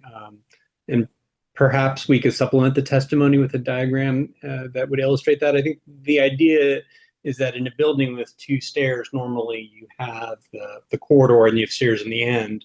There's a provision in the code that allows you to go past that stair on one end by up to 50 feet, depending on your occupancy and building type. And so therefore, if you imagine those units that are at the end of the corridor past the stair, effectively those units have a single means of egress to the nearest stair. Does that make sense at all? I think so. We'll say yes. Yeah, it's the first I'd heard of it. It's an interesting perspective, and it would be interesting to kind of look at that in further detail. So we'd be happy to supplement the record with our thoughts on that. All right. Your co-witness, Ms. Kovacevic, do you have more of an answer for this about the dead end? I would agree with what Will was saying, that I think the idea was that if there was a fire in between those units and the stair, the closest stair, that it's essentially the same issue. So it wouldn't be much different than requiring a single stair. I that's my guess. I don't know Okay. exactly what the Well, it witness wasn't- was going towards. Wasn't your testimony. I did want to ask you, Ms. Kovacevic, you did not give, you had separate testimony. I don't have a separate statement from you. Are you going to submit one, or am I relying on the one that has both you and Mr. Tays on it? Yeah, that was we kind of jointly put one together. So that would Okay. be the written testimony. Thank you. Councilmember Nadeau? Thank you, Mr. Chairman. All right. Question for Ms. Kovacevic. Kovacevic, but that's okay. Kovacevic. Oh yeah. my God, I tried so Okay. hard to remember. Kovacevic, Ms. Kovacevic, thank you very much. And thank you for your patience with my pronunciation. Just to be clear, okay, so you provide some very immediate real world examples of how this reform could impact the district. Sometimes I think people envision this would apply to large buildings of 50 units or more, possibly because we have so many fewer examples of smaller format developments here. Just to be clear on this point, what do you think the appropriate upper limit is for the size of a single core building?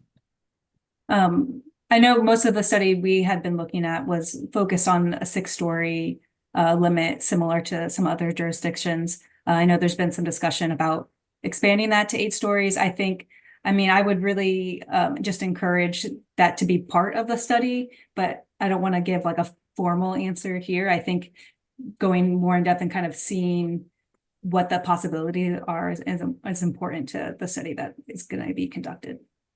And we've definitely framed it by building height at certain points, but what about like the number of units? How would you think about that? I think similarly, as Will just mentioned, most jurisdictions have limited it to 4 units. And to be honest, I haven't read through every single bullet point, all the studies that have been conducted previously, but that seems to me as like a pretty good middle ground. But I don't know. 4 per floor? Yes, 4 per floor. Yeah, okay. Any other building code constraints that also present barriers to designing quality residential buildings in your experience? Off the top of my head, I can only think of zoning requirements, nothing the building code requires, but I don't know if Will, I just want to see if he has any. Yeah, thoughts. and actually, So, Will, yeah. feel free, Mr. Tace, feel free to jump in on these too. Yeah, no, I would just echo what Liz has already said. That it seems like a 24-unit building where you have 6 stories with 4 units per floor it addresses that middle ground, right? It kind of balances risk and benefits. But in terms of other building code, would you mind rephrasing the question? Yeah, are there any other building code constraints that also present barriers to designing quality residential buildings in your experience? I can't really think of any off the top of my head. I think particularly on these small sites, there's just such an incredible impact of having to add a second stair and a corridor that connects them. Particularly when you're thinking about the row house redevelopment or these small lots. Really, nothing else in my mind comes to mind with regard to a building code challenge. If that answers the question. Thank you. Yeah, thank you both. Mr. Smith, to clarify, your recommendation for DC is that we quickly adopt the ICC's update to 4 stories and then pursue our own reform to go beyond that? Yes. Okay, thank you. Would you mind also if I spoke to other building code constraints? Like the question that you Go asked ahead. last? Yeah. Sure. So my organization would do research about building codes. There's a lot, the building code is highly technical, so there's a lot of little issues, but there are a lot of things that affect small buildings in particular. Elevators in the US are about 3 to 4 times as expensive as elevators abroad, which is relevant to a single stair building because you have, for safety reasons, you don't want more than, let's say, roughly 4 units per story. So it's a lot of cost to spread over such a few units. elevators are a big complicated topic. There's a lot of issues that go into size, but also lots of other things. But I would say, I mean, the plumbing codes, the mechanical codes, the electrical codes, we're a really rich country and we can sustain high costs for a lot of things. And we have not gone on the same sort of search for optimization that you sometimes find in other countries. I know of a lot of examples in the plumbing code that are probably too technical to like get into, but it's a lot for a jurisdiction like DC to take on, but my hope is that a broader interest in it will encourage the model code bodies and others to tackle some of these things, because there are a lot of things, but they're very small, but they add up to something that at the end can be quite large. Thank you very much. Appreciate that. Ms. Baca, why do you think this issue has gained such prominence among housing advocates recently? Housing advocates, supporters of Greater Washington, people who self-describe as YIMBYs, tend to really latch on to issues sometimes. I think to Mr. Hoagland's point, we've been seeing this emerge in a lot of jurisdictions. Peer groups to GGWASH, do advocate for this. It's not really a conspiracy. We see the benefits of it in other jurisdictions and want to bring that home, right? That is generally how public policy works. Jurisdictions look to other places to understand pros, cons, risks, benefits, and I don't think this is particularly different. I think single stair also just it can very easily capture the imagination of someone who is able to look at a diagram and sort of understand themselves as living somewhere. GGWASH has a lot of really high information supporters who are hobbyists and sort of armchair planners in this stuff and maybe very passionate about this, even if they don't work in it. A sort of note on the organizing that we did for this hearing, I very intentionally wanted to make sure that this wasn't a 70-person witness list of people saying, yay, single stair, and not really being able to speak to the specifics. I think you have an incredible list here of people. This looks a little bit more like a roundtable than a hearing. And I think that's really, really cool. Too often it's a little easy for supporters of new housing just to say, yay, new housing, and not really have the expertise to back it up. So it can be kind of a meme policy sometimes. Kind of see the same thing with land value tax, kind of see the same thing with upzoning, but these are really meaningful policy changes. That's why we're behind it, why we're happy to defer to experts on the call so they can speak to the merits of it since we're not practitioners. But it is fairly common to see policies like this picked up and shared around groups. Land use and building codes are local, so things have to change at the local level. Thank you very much. Mr. Hoagland, thank you also for your testimony. I know Chairman Mendelson asked you a follow-up on this too, but you said, that all buildings under the bill would be wood frame construction. We don't prescribe that under the bill. Many codes that allow for single entry buildings also require them to be type 1 or type 2 non-combustible construction. Is there a reason you think that wouldn't be possible here? I think people are just going to build. A lot of this testimony is about trying to build these structures as cheap as possible. And I would challenge any developer about how many of these extra apartments or extra floor space will be actually affordable housing versus them marketing it as market rate housing, right? That's another thing to think about. But I think it's just because those building materials are cheaper. I think probably where the confusion is, right, is you can get to that rating in the building code by putting certain things in conjunction with lightweight construction to get it to a better fire rating. But I think the strong point that I want to drive home is that you can have all the fire rating in the world, but once the fire is really going and is really caught on fire, these buildings are going to burn faster and collapse compared to our traditional housing stock that we have in DC, the pre 1940s, et cetera, construction. You'll notice it if you're just in a newly renovated house in terms of the noise, right? If you're in a row house that's an old brick row house, you can't hear your neighbor. If you're in a newer row house, you're going to be able to hear your neighbor a lot easier. And it's just kind of just a nice anecdotal way to discover the density of these building materials, right? Fire is going to burn, get through drywall a lot faster than it will brick or stone. Thank you. That is the end of my time. Thank you, Mr. Chairman. I went over a little bit. Councilmember Nadeau, if you have a few more questions. I'm good. Thank you.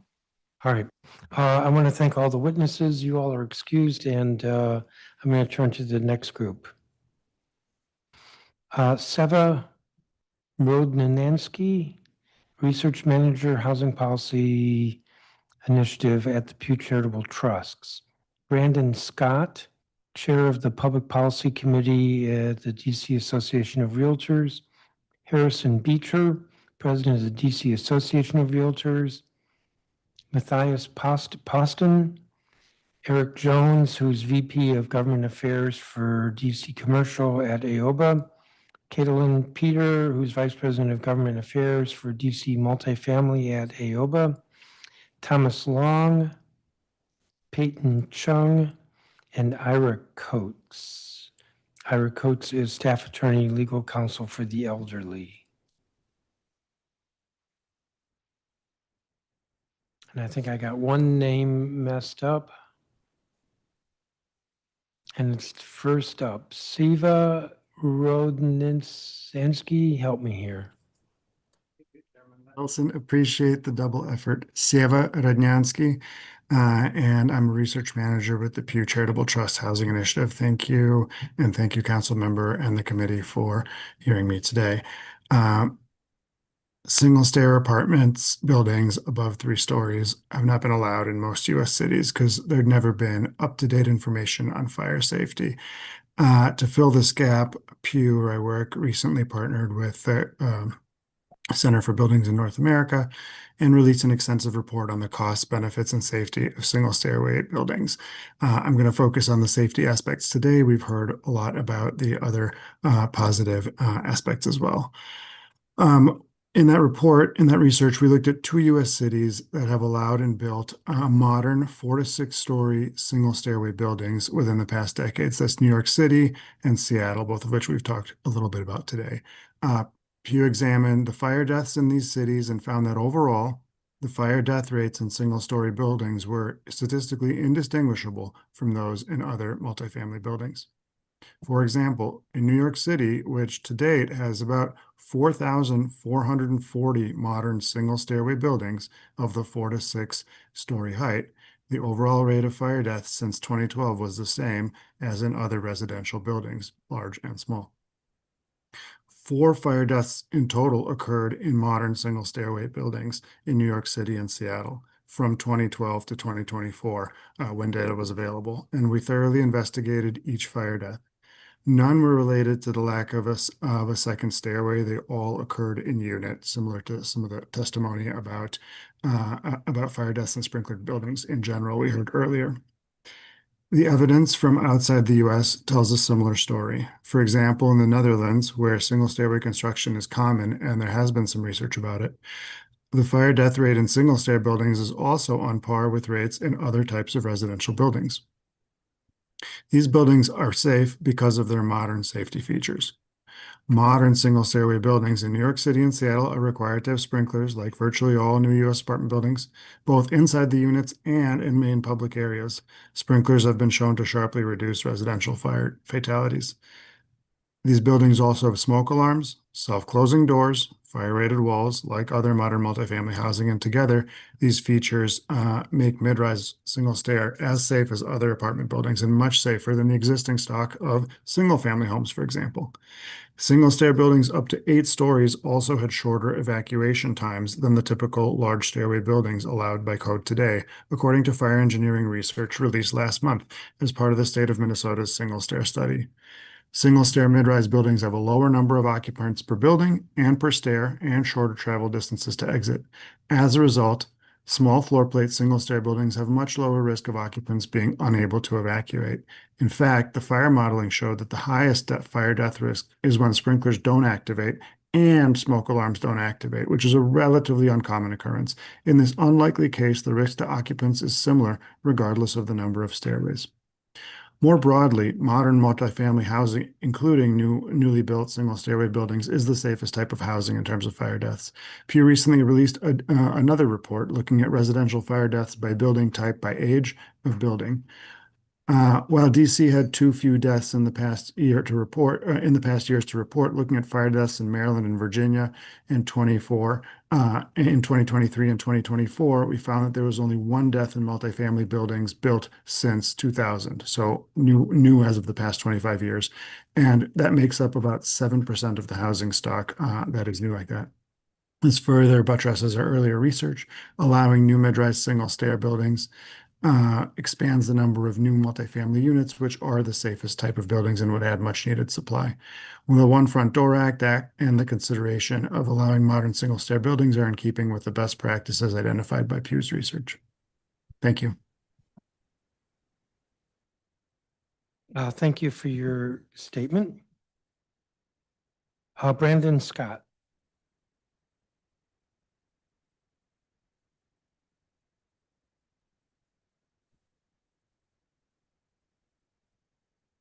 Is Brandon Scott here?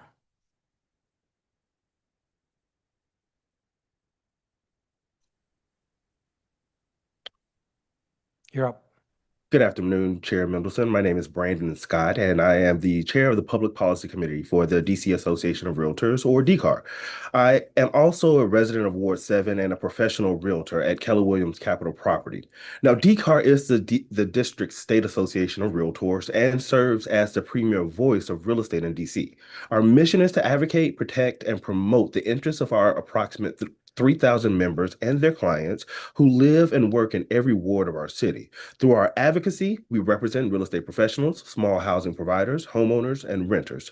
Thank you for the opportunity to testify today. Now, our 2026 President, Harrison Beecher, will also provide testimony as well.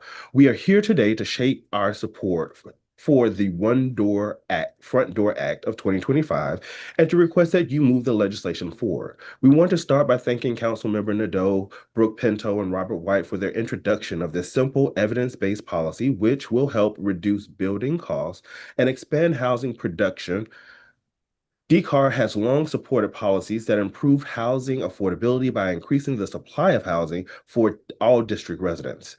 The One Front Door Act will require the Construction Code Coordinating Board to make modifications to the building code in DC to allow a single entrance stairway for buildings of up to 6 stories, provided that the final rules also consider adequate fire suppression, fire department response time, best practices in the industry, and public health and safety. Now, having a single stairway is new. Mid-sized housing construction is not a novel idea. This is already the law in Seattle, Honolulu, and New York. Mid-sized buildings with a single stairway have also been standard in Europe for many years. Based on the positive experience in those jurisdictions, similar legislation is now being considered in states and cities across the country. Now, the requirement of 2 stairways in these small buildings was originally designed to improve the fire safety. That is why the bill before us explicitly requires consideration for fire safety. There is also no evidence from Europe, Seattle, or New York City, which all allow single stair buildings below 6 stories have adequate fire safety. Finally, more effective fire safety regulations would require in place in DC, including fire suppression, smoke detectors, improved materials, and improved firefighting equipment. Any marginal improvement from a second staircase is not enough to justify the significant cost, which my colleague Harrison will describe in more detail. I'd like to thank you, Chair Mendelson, and I'd be happy to answer any questions you may have. Thank you, Mr. Scott. Harrison Beecher. Good afternoon, Chairman Mendelson and committee. My name is Harrison Beecher, and I'm the 2026 president for the District of Columbia Association of Realtors, or DCAR, and I'm also a resident of Michigan Park in Northeast DC. In my everyday business, I run a sales team with Coalition Properties Group affiliated with Keller Williams Capital Properties, and we sell lots of properties all over the city and region. So as my colleague Brandon just mentioned, we're here today in support of the One Front Door Act of 2025 and request that you move the legislation forward. As Brandon mentioned, single stairway regulations are in place today in cities and countries around the world without a significant negative impact on health and safety. We also know that DC is among many cities and states that are considering this reform right now. The reason single stair building reform has gained so much traction around the country is simple. This one change would accomplish three important goals. First, it would create more housing. Second, it would make housing cheaper to build. And third, it would make the housing that we build better. Under current regulations, most small apartment buildings in DC must have 2 stairways linked by a hallway. By eliminating those requirements, single stair reform will make it easier for developers to construct more units on smaller lots, since more interior space can be dedicated to living space. That additional space can allow buildings to be built where they would otherwise be impractical, allow more homes and units in each building, or permit more bedrooms in each home. In all of these cases, our residents would benefit from increased housing supply. And that is one of our most significant goals at the District of Columbia Association of Realtors, and also in conjunction with the National Association of Realtors, is increasing supply. In addition, single stairway reform allows simpler layouts, significantly reducing construction costs. With more revenue generating space in each building, developers are more likely to be able to support deeper affordability in the units that they build. Finally, under the current rules, most apartments or condominiums built in DC have 2 shared walls, a hallway on one side, and only one side with windows. That means that most units are narrow and deep, with units that are relatively dark and more likely to be impacted from noise by neighbors. An alternative building oriented around a single stairway can allow more units with windows on multiple sides and have fewer shared walls. Units that stretch across the building have light during multiple parts of the day and can benefit from cross ventilation to help reduce air conditioning costs. I know from my experience that these larger homes with open floor plans and more light are easier to sell, easier to rent, and quite frankly, more desirable for all of our residents. So, Mr. Chairman, you know that in politics, you must also make some difficult choices. Supporting the One Front Door Act should not be a difficult choice. Other cities with this law have already shown that it works when it is in place, and they are not any less safe than DC. Passing this law would undoubtedly allow more housing to be built at less cost with greater quality of life for residents. Thank you so much for the opportunity to share with you today, and I'm happy to answer any other questions you may have. Thank you, Mr. Beecher. Matthias Poston? Hi, my name is Matthias Postian. I live in Ward 4. I speak today in support of the One Front Door Act. I don't have anything to add on the substance that the many witnesses who spoke before me have already, made the case very clearly. I'll add one small wrinkle, which is that the bill says the CCCB shall, provide this new building code no later than 2 years after the enactment of the bill. Usually no later than means no earlier than 2 years plus X. So I'm wondering, is it really needed to give folks 2 years plus X? You're really making legislation for the next decade. I understand the trade-offs. You want to get it right. You want to think carefully about fire safety, but I'm not entirely sure you need 2 years. And if people are given 2 years, they will take 3. So that's one point I want to make. I heard the earlier conversation about, are there any other issues around, affordable construction of homes, which is a really important issue. Minimum parking requirements are a real cost adder. And this is a zoning commission issue, but the comprehensive plan rewrite is before you soon. And the zoning commission must abide by the guidance in the comprehensive plan. So I think this is a really important issue that I just want to flag since the question was raised, what else is holding back affordable construction? I also speak today in support of, the COOLS Act, the act that gives building owners more flexibility to switch their heating and cooling systems in response to changes, basically in our average temperature. I think that's a very laudable common sense policy. So I support both of these bills, and I appreciate your time and attention. Thank you very much. Thank you. I don't have a copy of your statement. Do you want to provide one? I really don't. If I wish you could just take the recording, but if you want to, I can write it up. It's up to you. Okay, I will do that. Thanks. Thank you. Eric Jones. I believe is not here. Caitlin Peter. Not here. I believe is not here either. Thomas Long. Thank you. Good afternoon, Chairman Mendelson. My name is Thomas Long. I'm a resident of Ward 5 and an architectural designer in Washington, D.C., and I am here testifying in strong support of the One Front Door Act. I've been advocating for point access blocks over the last 2 years. As a board member of the Congress for the New Urbanism Mid-Atlantic chapter, I helped organize a point access block design competition in Baltimore, where similar legislation was recently adopted. A colleague and I also submitted a point access block master plan to the AIA Potomac Valley Design Awards, where both the first and second place proposals use this building typology. The requirement for 2 remote exit stairs in multifamily buildings is a major driver of housing cost and inefficiency. Point access blocks can provide 10 to 20% more sellable, rentable square footage. Reducing redundant circulation is one of the most direct ways to lower construction costs, rent, and sales prices. Research shows that adding an additional stair can add hundreds of thousands of dollars to a mid-rise project and increase cost by around 10%. Roughly 73% of the housing units in DC are in multifamily buildings. The double-loaded corridor typology dominates this stock. Dual stair requirements make many small infill lots financially infeasible. For most property owners, a 3-story multifamily building simply does not pencil.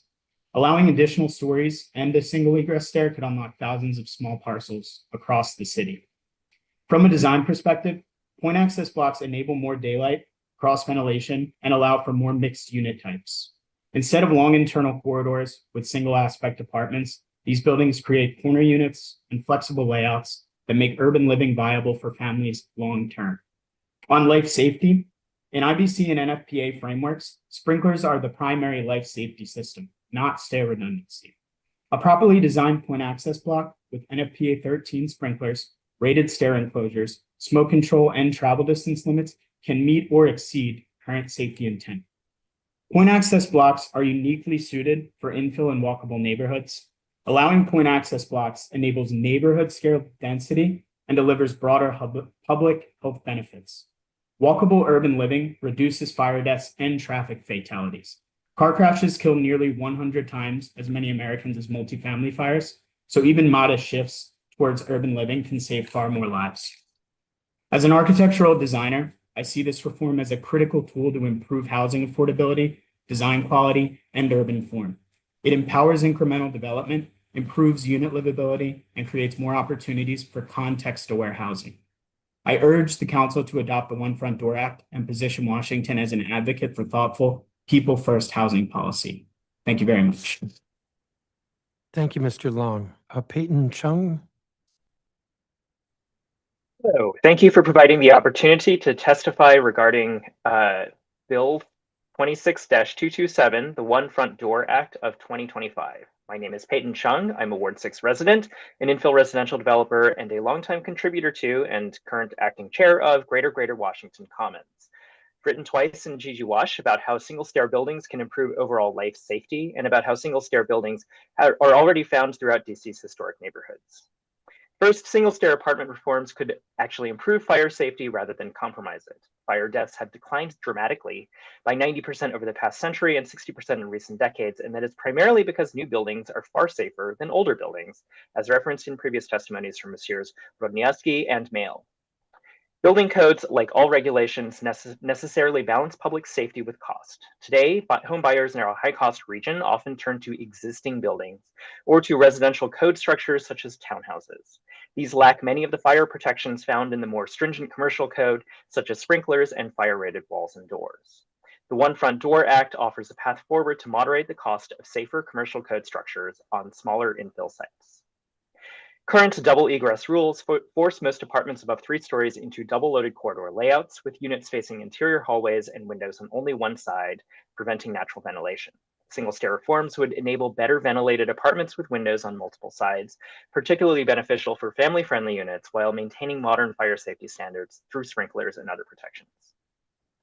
Second, I've written about how single-stair buildings have served Washingtonians well over the past century. Historical examples include the Gladstone Cooperative in Ward 1, which fits on a lot the width of 3 row houses, showing that single-stair designs enable efficient middle-class housing on narrow parcels. McLean Gardens in Ward 3, built during World War II to house war workers, received a temporary Fire Escape Act waiver, allowing 4-story wood-framed buildings with single exit staircases. The development features narrow buildings wrapped around landscaped courtyards with 31 entrances, each serving just a few apartments. Harbor Square in Ward 6 uses scissor stairs, which combine 2 stairs in the space of 1, that enables a slender tower design with cross-ventilated units. Unlike today's double-loaded corridor buildings, these historical examples offer diverse unit types, including family-sized 3-bedroom apartments with single-stair layouts that allow windows on multiple sides facing the outdoors rather than hallways. Thank you. Thank you, Mr. Chung. Ira Coates. Thank you. Good afternoon. My name is Ira Coates Jr., and I'm a staff attorney with Legal Counsel for the Elderly, also known as LCE. For more than 50 years, LCE has defended, protected, and empowered the District of Columbia's vulnerable older adults, and LCE is the only legal service organization in the city that exclusively services seniors. LCE regularly advocates for older tenants who must endure unsafe indoor temperatures, and these dangerous living conditions exist because under 12G DCMR section 602.3, landlords are not required to provide heat until October 1st and are not required to turn heat off until May 1st. Similarly, section 608.1 does not require landlords to provide air conditioning until May 15th and allows air conditioning to operate only through September 15th through rigid requirements permitting heat to continue running during periods of dangerous high outdoor temperatures and allow air conditioning to remain when outdoor temperatures drop to unsafe levels. Because of this calendar-based system, landlords can decline to restore heat or AC air conditioning during sudden or extreme temperature fluctuations. In practice, the district's regulations force tenants into potentially dangerous living conditions by preventing reasonable and timely responses to increasingly unpredictable and extreme weather patterns.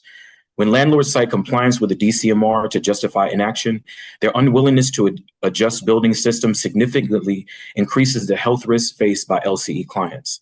These conditions pose serious risks to our older adults, and many LCE clients live with the chronic medical conditions, including cardiovascular disease, respiratory illnesses, and mobility limitations, all which are exacerbated by excessive heat and prolonged exposure to cold. LCE routinely encounters cases in which landlords refuse to adjust heating or cooling systems despite clear health concerns or sudden temperature changes. LCE experienced it firsthand while assisting tenants at Museum Square Apartments. In early October 2024, tenants reportedly dangerous high indoor temperatures after the landlord shut off the air conditioning and switched the building over to heat, even though outdoor temperatures continued to reach into the 80s. Citing the current regulations, landlords refused to make any adjustments. With no other immediate remedies available, LCE jumped into action and provided more than 30 fans to tenants to mitigate the extreme heat. Even during the brief 30 to 40 minutes that it took LCE staff to put these fans in the building, they remarked how unbearable the conditions were and struggled to imagine having to live under those environments for extended periods of time. These are precisely kind of the situations that the bill is looking to prevent. These changes proposed by the bill directly address the rigid calendar problem. And while the bill represents a critical step forward, future legislation should further strengthen tenants' protections by granting tenants greater credibility when reporting heating and air conditioning issues and requiring landlords to actually verify indoor temperatures. The law should obligate landlords to confirm whether conditions inside the apartment buildings warrant adjusting or restoring heat or AC for the entire building, even when temperature changes outside of the prescribed dates. The reforms proposed in the Climatizing Our Overheating Living Space Regulation Amendment Act of 2025 are both reasonable and necessary to prevent future harm faced by older tenants. The bill reflects current climate realities, advances public health, and remains fairness and clarity in housing regulations. LCE urges the council to pass the Climatizing Our Overheated Living Space Regulation Amendment Act of 2025, and I welcome any questions. Thank you, Mr. Coates. I don't have a copy of your statement. If you could provide that, please. I will definitely do that. Thank you. Right, that would be very helpful. I just had one question, Mr. Long. When you mentioned McLean Gardens, I perked up because I lived there for a long time. Why is it that it has a single stair entryways? You said something about a waiver? That sounds temporary. I believe that was Mr. Chung. Correct. My apologies. Yes, this is something that if Mr. Flanagan is still on the line, he had written about the fact that during World War II, when that project was built, McLean Gardens was issued. Actually, the code was rewritten to allow the design of McLean Gardens to continue because the War Production Board in charge of building the housing wished to use a garden apartment layout, which DC's code at the time did not permit. But as you will remember, Chairman Mendelson, the apartments at McLean Gardens opened pretty much directly onto exit stairways, and that's a good example of how many jurisdictions have structured their single stair legislation to require that to minimize the distance between units and exit stairways where only a single stair is provided. I got completely lost with your answer. So when the apartment complex was built during the war, and it wasn't the only garden apartment complex that was built in the district, Naylor Gardens is another example. It had 2 stairwells. Every apartment had 2 stairwells. When it went through conversion in 1980, it got rid of the second stairwell. That's what I was asking about. I am not aware about the particulars of that conversion, and was reporting on something that Mr. Flanagan, again, who had earlier testified in this hearing, had discovered in the historical record that the district had changed its building regulations during the war era in order to permit the construction of those two projects. McLean Gardens came first. All right. I don't have any other questions. Councilmember Nadeau? Thank you, Chairman. All right. I think just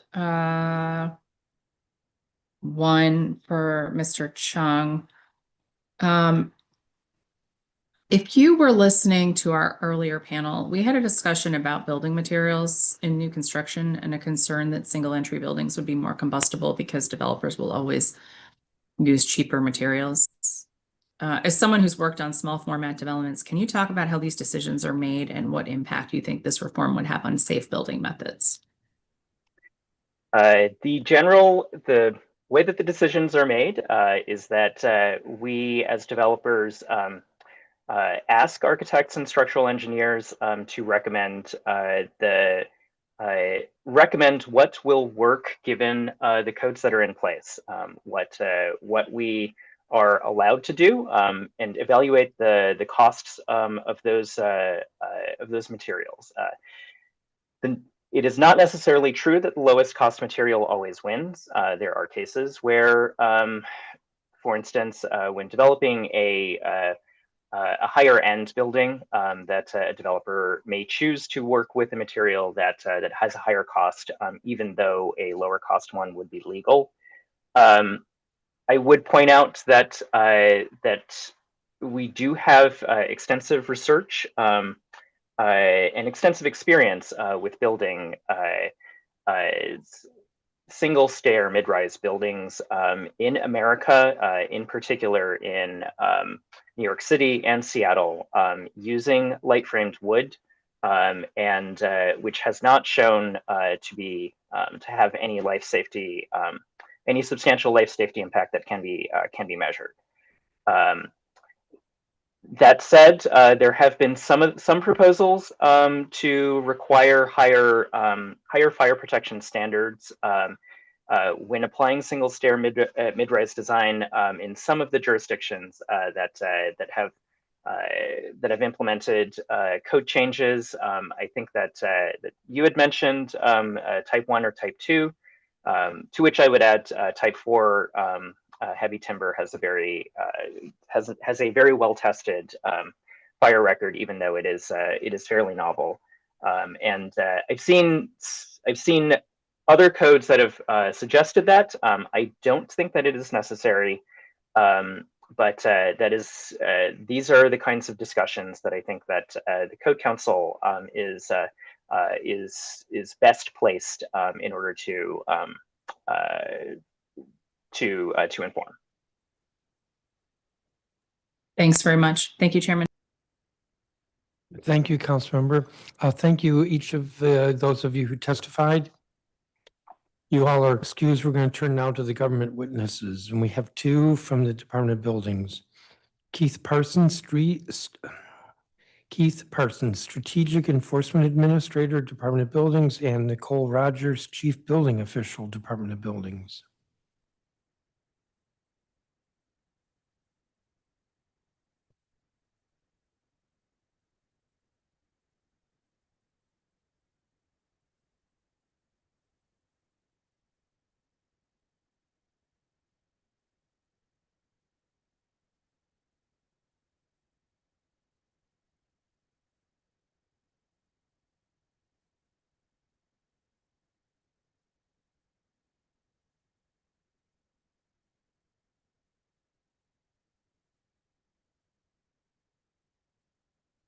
This might take a couple minutes for them to get here.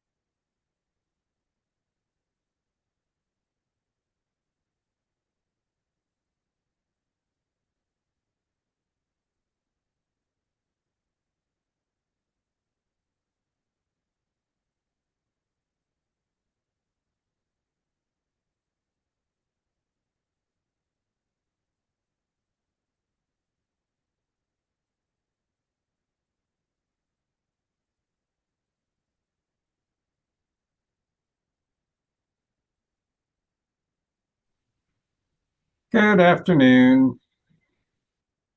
Good afternoon. Are you ready? Yes, Chairman. All right, please proceed. Good afternoon, Chairman Mendelson, council members, and staff. My name is Keith Parsons, and I serve as the Strategic Enforcement Administrator at the DC Department of Buildings. I appreciate the opportunity to testify today on the Climatizing Our Overheated Living Spaces Regulation Amendment Act of 2025, Bill number B26-0285. DOB is proud to support Mayor Bowser's growth agenda, which involves retaining and attracting residents, strengthening housing stability, and ensuring DC remains a place where people want to live, work, and invest. As we enter the final year of the Bowser administration, DOB is running through the tape by advancing policies and practices that keep buildings safe, resilient, and responsive to the needs of district residents. This legislation, also known as the COOLS Act, would update the district's seasonal heating and cooling requirements to better reflect modern climate conditions and tenant expectations. Specifically, the bill would move the start of cooling season to May 1 and extend it through October 1, adjust the heating season to start later on October 15th and earlier on April 15th, allow flexible turnover periods, something that is especially important for buildings with two pipe systems, which can provide either heat or cooling, between April 15th and May 1, heat to cooling, and October 1st to October 15th, cooling to heat. And finally, establish year-round indoor thermal standards for rental housing where tenants control thermostats. DOB appreciates the council's sustained attention to this issue since a prior version of the bill was introduced in 2023. The district has continued to experience hotter springs, warmer falls, and greater weather variability during shoulder seasons, prompting tenants to contact the district about uncomfortable or unsafe indoor temperatures. These concerns are legitimate, and the bill before us reflects meaningful adjustments to account for those realities. DOB also appreciates that the council has incorporated key considerations raised in earlier discussion of this legislation, including the transition to the property maintenance code framework, expanded flexibility to accommodate two-pipe systems, and a longer implementation timeline. Because of climate change, the district experiences warmer average temperatures today than it did decades ago, and projections suggest that extreme heat days and shoulder season volatility will continue to increase. According to DC-specific climate and health reports, the district is expected to face more frequent days exceeding safe indoor temperature thresholds, greater temperature swings during spring and fall, and disproportionate impacts in certain wards and among medically vulnerable residents. In this context, indoor thermal safety is not merely a comfort issue, it is a housing stability, public health, and equity issue. DOB takes these concerns seriously, and we appreciate the council's efforts to modernize the law in response to changing climate patterns. DOB supports this version of the COOLS Act because it improves baseline protections and reflects operational realities more accurately than existing law. At the same time, we offer the following considerations to support long-term implementation. First, climate modeling from the DC Department of Energy and Environment and other sources shows not only higher average temperatures, but greater volatility, particularly during spring and fall shoulder seasons. Hot days are increasingly followed by sudden cold snaps, and sometimes these occur in the same week. While the COOLS Act improves the seasonal windows, any date-based system will continue to face challenges because climate variability does not follow fixed calendar assumptions. Two, many multifamily buildings in the district rely on two-pipe mechanical systems that can provide either heat or cooling, but not at the same time. Once a system is converted, switching back typically requires licensed mechanical contractors. Scheduling contractor appointments can take days or weeks, depending on the season and workforce availability. The COOLS Act addresses this challenge by including turnover flexibility windows. However, the reality is that older mechanical systems are not designed for modern climate volatility. As a result, tenants in two-pipe buildings will continue to experience discomfort during sudden temperature swings, even when landlords act in good faith and comply with the law. In conclusion, DOB supports the COOLS Act, which reflects thoughtful and practical progress towards improving indoor thermal safety for district residents. We appreciate the council's efforts to incorporate technical and operational considerations and encourage it to consider this legislation as an important first step in an ongoing dialogue. The district should continue advancing policies that help all tenants and owners maintain safe, comfortable, and resilient indoor environments. Long-term success will require both regulatory and building modernization, with support for older buildings and the residents who live in them. Thank you for the opportunity to testify. I look forward to answering any questions you may have and continuing this important conversation. Thank you, Mr. Parsons. Nicole Rogers. Good afternoon. I hope everyone can hear me. Yes. Okay. Good afternoon, Chairman Mendelson, council members, and staff. My name is Nicole Rogers, and I serve as the Chief Building Official at the DC Department of Buildings.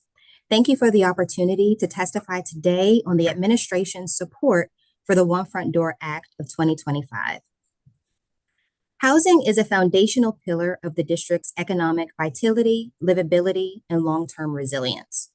DOB is committed to advancing the Bowser administration's priorities to increase housing production, strengthen housing stability, and expand affordability, while ensuring that new development meets the district's high standard for safety and quality. As the Bowser administration enters its final year and runs through the tape, DOB remains a key partner in modernizing building policy to respond to the district's housing needs while continuing to protect public health and safety. For these reasons, DOB supports the One Front Door Act currently before the committee. If enacted, the One Front Door Act would direct the Construction Code's Coordinating Board to amend the DC Building Code to allow certain mid-rise multi-unit residential buildings up to 6 stories to be served by a single exit stairwell, provided that the stair includes provisions necessary to ensure public health, safety, and general welfare. The bill does not mandate single stair construction. Rather, it creates a limited optional design pathway for new construction or major renovations, with the technical details to be developed through a structured, expert-driven rulemaking process. Currently, DC's building code requires multi-unit residential buildings above 3 stories to provide 2 exit stairwells. This standard dates back several decades and reflects fire safety assumptions that predate modern building technology. Today, new multi-unit residential buildings are constructed with automatic sprinklers, fire-rated assemblies, self-closing stair doors, alarms, and standpipes, protections that significantly reduce fire risk and improve life safety. At the same time, other major U.S. cities and jurisdictions have demonstrated that single-stair mid-rise residential buildings can operate safely when paired with appropriate size limits and enhanced protections. The One Front Door Act recognizes this evolution and asks whether DC's building code can be modernized in a targeted way without compromising safety to better support housing production and design flexibility. DOB supports this bill because it strikes a careful balance between the district's housing goals and safety outcomes. Requiring a second stair in every mid-rise building consumes valuable floor area and increases construction costs, often making projects on small or irregular infill lots infeasible. Research published by Pew Charitable Trust indicates that eliminating a second stair in 4 to 6 story buildings can reduce construction costs by approximately 6 to 13%, improving project feasibility and enabling more middle market and family-sized housing rather than only high-end units. 2 stair requirements often result in long, double-loaded corridors and smaller units with limited access to daylight. Single exit stair designs allow more units to have windows on multiple sides, improving natural light, ventilation, and energy efficiency, also making it easier to include 3 and 4 bedroom units suitable for families. Importantly, this reform does not represent a step backward in safety. New multi-unit residential buildings are among the safest residential structures in the country, largely due to the universal sprinkler requirements and modern fire protection systems. In fact, data from the National Fire Protection Association shows that civilian death rate is approximately 90% lower in fires where sprinklers are present and operational, compared to buildings without sprinkler systems. These advances allow for thoughtful code modernization without sacrificing the public safety.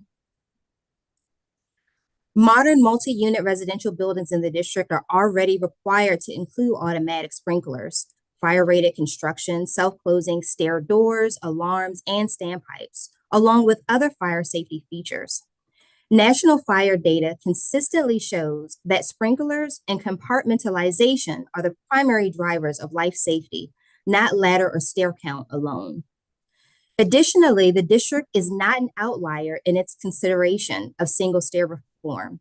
Peer jurisdictions like Maryland and Virginia are reevaluating exit stair requirements as part of a broader housing strategy. Several jurisdictions across the United States have enacted single stair reform, New York City, Seattle, and Honolulu have allowed single exit stairways in residential buildings for decades under strict limits on floor area, unit count, and construction type. Studies show that these jurisdictions have not experienced higher fire fatality rates in modern single stair buildings compared to other multi-unit housing. More recently, Baltimore, Tennessee, and Colorado adopted similar reforms, pairing single exit stair allowances with clear guardrails and enhanced fire protections. In each case, fire departments initially raised concerns, and those concerns were addressed with height limits, unit caps, stair protections, and other fire safety features, rather than abandoning the policy altogether. DOB takes fire safety concerns very seriously, including questions raised by fire and EMS about ladder reach and operations above 4 stories. Fire service organizations have historically favored a 2 ways out approach. DOB respects these concerns and agrees that safety must remain paramount. The One Front Door Act does not remove the redundancy. Instead, it allows redundancy to be achieved by ensuring adequate and available building water supply and early fire suppression. Considering best practices in local, state, and international laws and codes that allow for single exit stair construction, and any of those provisions necessary to ensure public health, safety, and general welfare.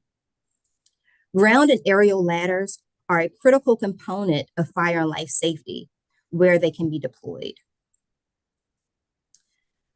Any code amendments developed under this bill would include strict guardrails, such as limits on building size and units per floor, mandatory sprinklers, stair protections, and ongoing fire and safety review during permitting. If the One Front Door Act is enacted, DOB would work through the CCCB rulemaking process to draft code amendments consistent with the bill's direction. This process would include close consultation with fire and EMS, fire safety experts, and the development community, public engagement and opportunity for comment, as well as council's review of proposed code changes. DOB is committed to ensuring that implementation is careful, transparent, and data-driven. In closing, DOB believes the One Front Door Act represents a thoughtful and responsible update to the district's building policy. It provides a narrow, well-guarded pathway to expand housing options, improve design quality, and reduce cost, while continuing to prioritize public safety. By advancing this legislation, the district would join a growing group of U.S. jurisdictions that are modernizing building codes to meet 21st century housing needs. DOB appreciates the council's leadership on this issue, and we look forward to continued collaboration as this bill moves forward. Thank you for the opportunity to testify today. I am happy to answer any questions. Thank you, Ms. Rogers. Thank you, each of you, for your testimony. A few questions. Let me go first to Mr. Parsons, since you testified first. So the department supports the legislation, but then you have some feedback. And the first point under feedback is any date-based system will continue to face challenges. So the current date-based system has challenges. Your testimony says that a new date-based system will have challenges. So are we solving anything here? Why does the department support this if it's not going to work?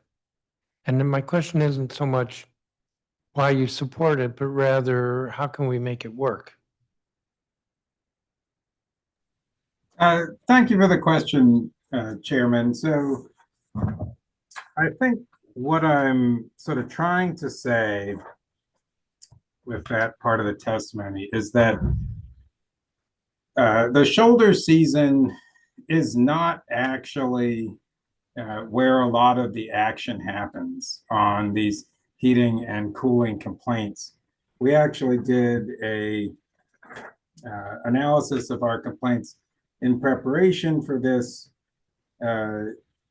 hearing, and in fiscal 25, I think it looks like 7 of all the complaints we dealt with on heating and cooling out of 563 in total or during shoulder season. So a lot of the action is not going to be there. It's not going to. That's part of why I don't know that this is going to be a particular burden to enforce, because moving the line 1 week or another in either direction isn't going to change a whole lot. And so I just want us to be aware that that's kind of the realistic terrain that we're talking about here. The shoulder season is less significant from a safety standpoint because the temperatures are milder, even though there is going to be increased variability and shifts due to climate change. So it's good that we're delaying heating by roughly a week, and that we're moving forward, moving earlier, the cooling by roughly a week, but it's still going to be messed up. Well, it's not going to be a panacea for those times when there's a cold snap or a warm snap, but it's moving in the right direction. So then, a few paragraphs later in your testimony, I'm on page 3. As a result, tenants in two-pipe buildings will continue to experience discomfort during sudden temperature swings, even when landlords act in good faith and comply with the law. And so what do we do? Well, that's another good question, Chairman. And I mean, full disclosure, I live in a building with a two-pipe system, and it's a cooperative. So we as residents are making the decisions about when to turn things on and off ourselves through our agent. And when we screw up, there is not really anything we can do, right? If we turn off that heat 2 weeks too soon and it gets cold again, well, we kind of have to put on a sweater and tough it out. Long term and outside the scope of this particular bill, obviously moving away from heating and cooling systems that are limited in this way is going to be something that would long term fix this issue. But if you're sitting in a building that has one of these systems, there's not going to be a magic bullet. All right, and there are a whole lot of buildings that have these systems, and we're not about to require that those buildings undertake considerable expense to abandon the two-pipe system. That's correct, Mr. Chairman. Let me turn to the One Front Door Act. Ms. Rogers. Couple of questions, which actually might end up being more than a couple. So what the bill does is it directs the Construction Codes Coordinating Board to promulgate rules no later than 2 years after the applicability date of this act. That seems like a sort of an indirect way for us to accomplish something. Why don't we just simply, in the bill, change the code ourselves and say that there only needs to be one stairwell for, let's say, 4 stories, let's say no more than 4 units within 25 feet or whatever the number was. Why don't we just do it directly? So I do think that we need to have somewhat of a deliberative process where we can evaluate some of the additional fire protections that can be used, similar to what other jurisdictions have done.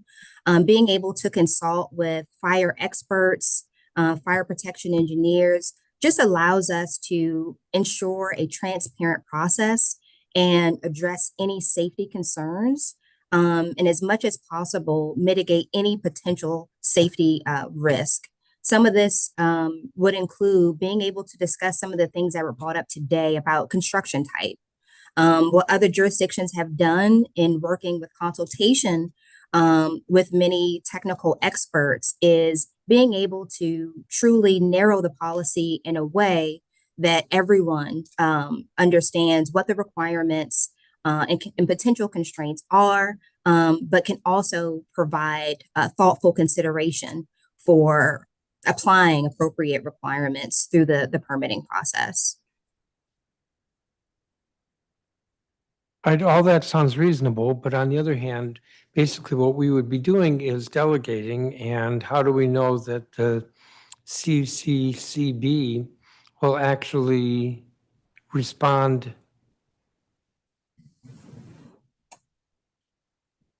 So definitely DOB would strongly recommend and work with other technical advisory groups to recommend further with the CCCB to advocate for this type of reform. Again, this is a national conversation, and I think it would absolutely be something that is taken serious when it comes to the CCCB sooner than later. That was not compelling, but that might have been the best answer. So the testimony that we've gotten today says that single stairwell works in part because there are other fire safety requirements. And then there were various different examples given. Some people talked about a menu. So how do we ensure that the CCCB, which will actually take this up, does not overload the code with requirements? There was testimony about that. Or conversely, underload, I'm not sure that's a word, underload with requirements. So I think you understand the question. So how do we ensure that? I think a part of that discussion, we have to include a wide range of individuals, right? The development community, fire protection engineers, so that what is presented is comprehensive and feasible. We definitely want to ensure that whatever additional protections are added are something that is achievable and doesn't limit the actual intent of this legislation, and being able to create actual affordable housing and larger units. Say that very last part about larger units, that it would impede or encourage. What were you saying? Encourage. So we want to make sure that any additional fire protections are feasible and doesn't discourage the ability to have larger units. Why does this take 2 years? So you're talking about a deliberative process. We could just simply go to New York City and borrow their code with regard to this. Or we could go to Seattle and borrow their code. It's not like we're reinventing the wheel here. Well, I do think some additional things to consider are DC's framework and making sure that in applying it, that we are inclusive of some of the irregular lots, as well as also considering zoning implications. While the building code creates the minimum requirements, there are implications related to zoning, which may restrict height and lot occupancy. So I do think that some of this time, we also have to consider what that path would be for other impacted regulations. I'm not getting that at all. So the zoning regulations speak to lot occupancy, setbacks, and so forth. I mean, a building has to comply with that one way or the other. The issue here is whether it has to have 2 stairwells or 1 stairwell. So I'm not quite getting, if a building goes from 2 stairwells to 1 stairwell, I don't see how that impacts zoning. There is an FAR limitation for commercial buildings, maybe for large apartment buildings, but I don't think so, at least not for, like, I'm remembering, since somebody brought up McLean Gardens earlier. McLean Gardens, there's no FAR. I don't believe there's an FAR for that. Regardless. And building height in some zones is also restricted, as well as you mentioned, the floor area ratio. So there are factors that I think we still have to look into. I don't have a definitive answer on that, but it's definitely something that we have to consider. Well, I think this is an issue that I'm going to press on some more with regard to why it would take 2 years. Let me turn to Councilmember Nadeau. Excellent. Thank you very much, Mr. Chairman. Thank you all for your testimony. Can you describe the current requirements for fire suppression in commercial or multifamily buildings? Sure. So automatic fire suppression is a general standard in the construction and fire codes, primarily for, I would say, small residential buildings up to 4 stories. We do require a 13R system, and we do require a 13 system for buildings that are over 4 stories in height and commercial buildings greater than 3,000 square feet. For buildings that generally do not fall under the commercial code, like 1 and 2 family dwellings, detached 1 or 2 family dwellings, there is also the 13D system, which is a sprinkler system for which, depending on what that structure can support as far as water pressure, there are alternatives that can be used, but for commercial and multifamily buildings, sprinkler systems are a standard. And when are those commercial codes triggered? Is it a particular size building? So they really are triggered for most buildings, with the exception of the detached 1 and 2 family structures and townhomes that are 3 stories or below.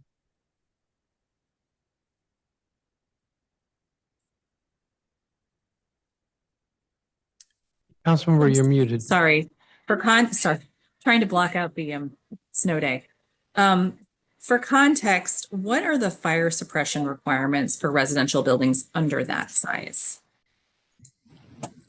So a 13D system, a D meaning dwellings, is generally used for the smaller 1 or 2 family structures that are undergoing like a level 3 alteration or that are newly constructed. Okay.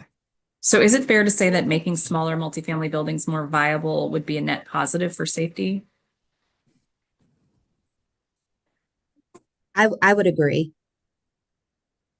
Some testimony earlier today referred to a 6-story threshold as arbitrary, which I don't take any offense to, but is there merit to considering up to 8 stories or 75 feet, as the research and some witnesses today have recommended?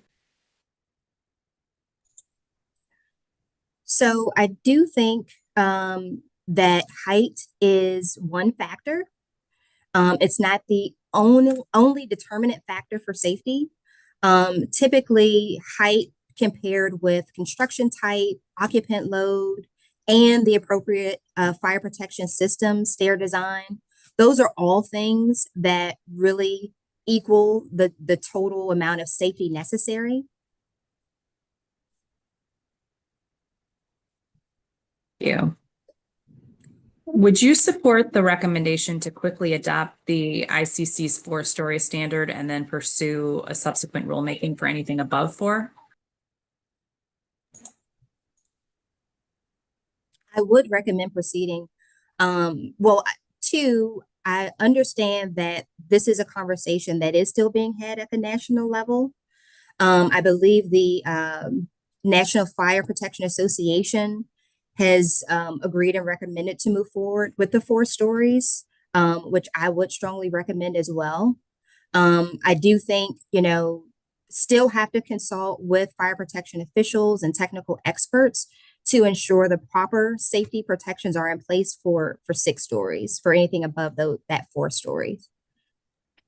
Would you prefer a standard of stories or height? So I think that stories and height, as far as measured in feet, both are valid metrics. And I think they do serve different purposes when it comes to our building and fire safety requirements and regulations. I would say that stories is definitely practical, and it's easily designed and experienced by occupants. But also feet can be a bit more precise. And when determining the proper fire protections and firefighter access, evacuation and stair distances, those things can really help to better evaluate the appropriateness and determine the best course of action. Thank you. If this legislation were passed today, how would you go about implementing it? What would be your recommended code revisions? Yes.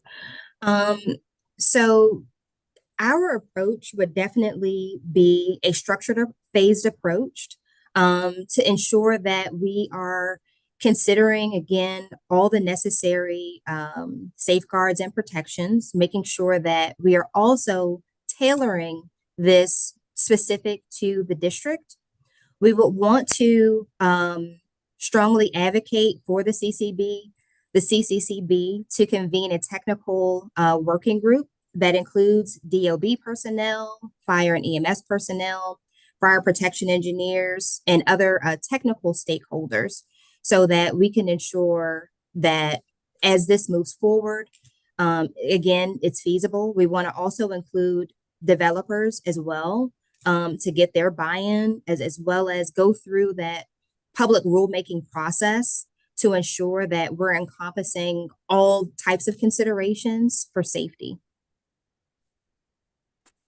Thank you. And to the chairman's point, could you do it in less than 2 years? I definitely think it's possible. But, you know, starting with advocating for that technical working group, I think would definitely be something we could start sooner than later. And that can help define a sufficient timeline.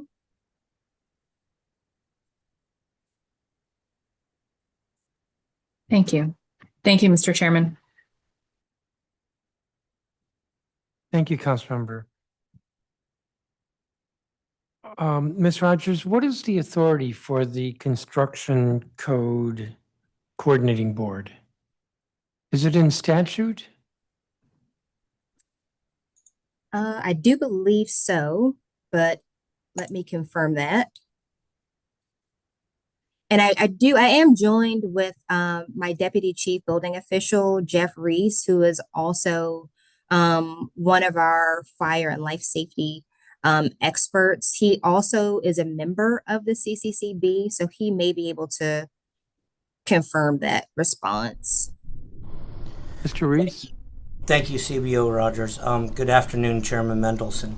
The CCCB was created in 2009.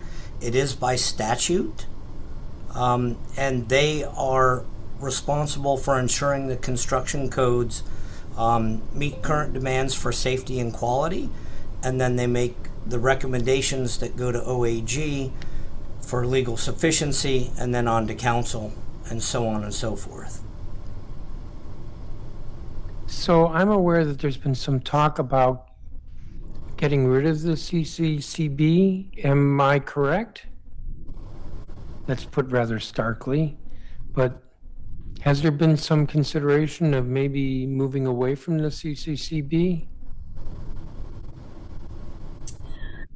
I do know that that is on the table, but it definitely requires further evaluation to determine how we would proceed if that board was dismantled. And Mr. Reese, since you're on the CCCB, why does it take so long for it to do some things? That's a great question, Chairman. I think in certain instances, leadership factors have come into play. However, the current board has worked diligently to process the current codes to bring us up to the 2021. And I know that they were still completing a little bit of final touches with OAG for legal sufficiency. I'm sorry, you said 2021. Yes. Okay. And 21 codes. the International Code Committee or whatever it's called, they update the code every 3 years, don't they? That is correct. So if we're working on 2021, they've probably moved to 2024. So 2024 has been published, and they're finalizing 2027, which will be released towards the end of this year. Okay. So why don't we just skip 2021 and go to 2024? That is an option that the CCCB has.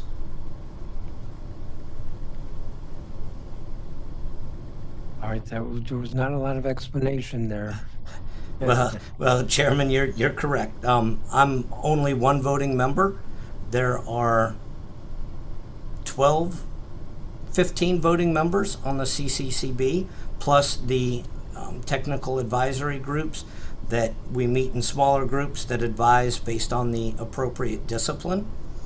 I think by adopting the model codes and taking our current amendments, it can be done with diligence and support, resources, in probably 18 months, working hard. But we need the resources to do so. Okay, hold on a second.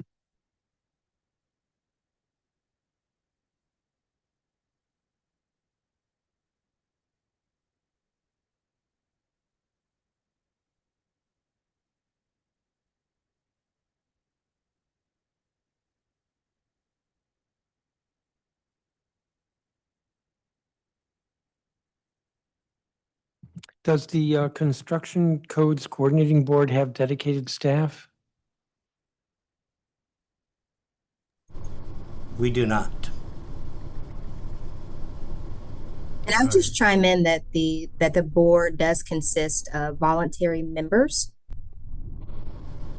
And also to circle back to your original question, Chairman, regarding whether it's a statute, we did receive confirmation it is in fact a mayor's order, not a statute. So I just wanted to circle back to that question.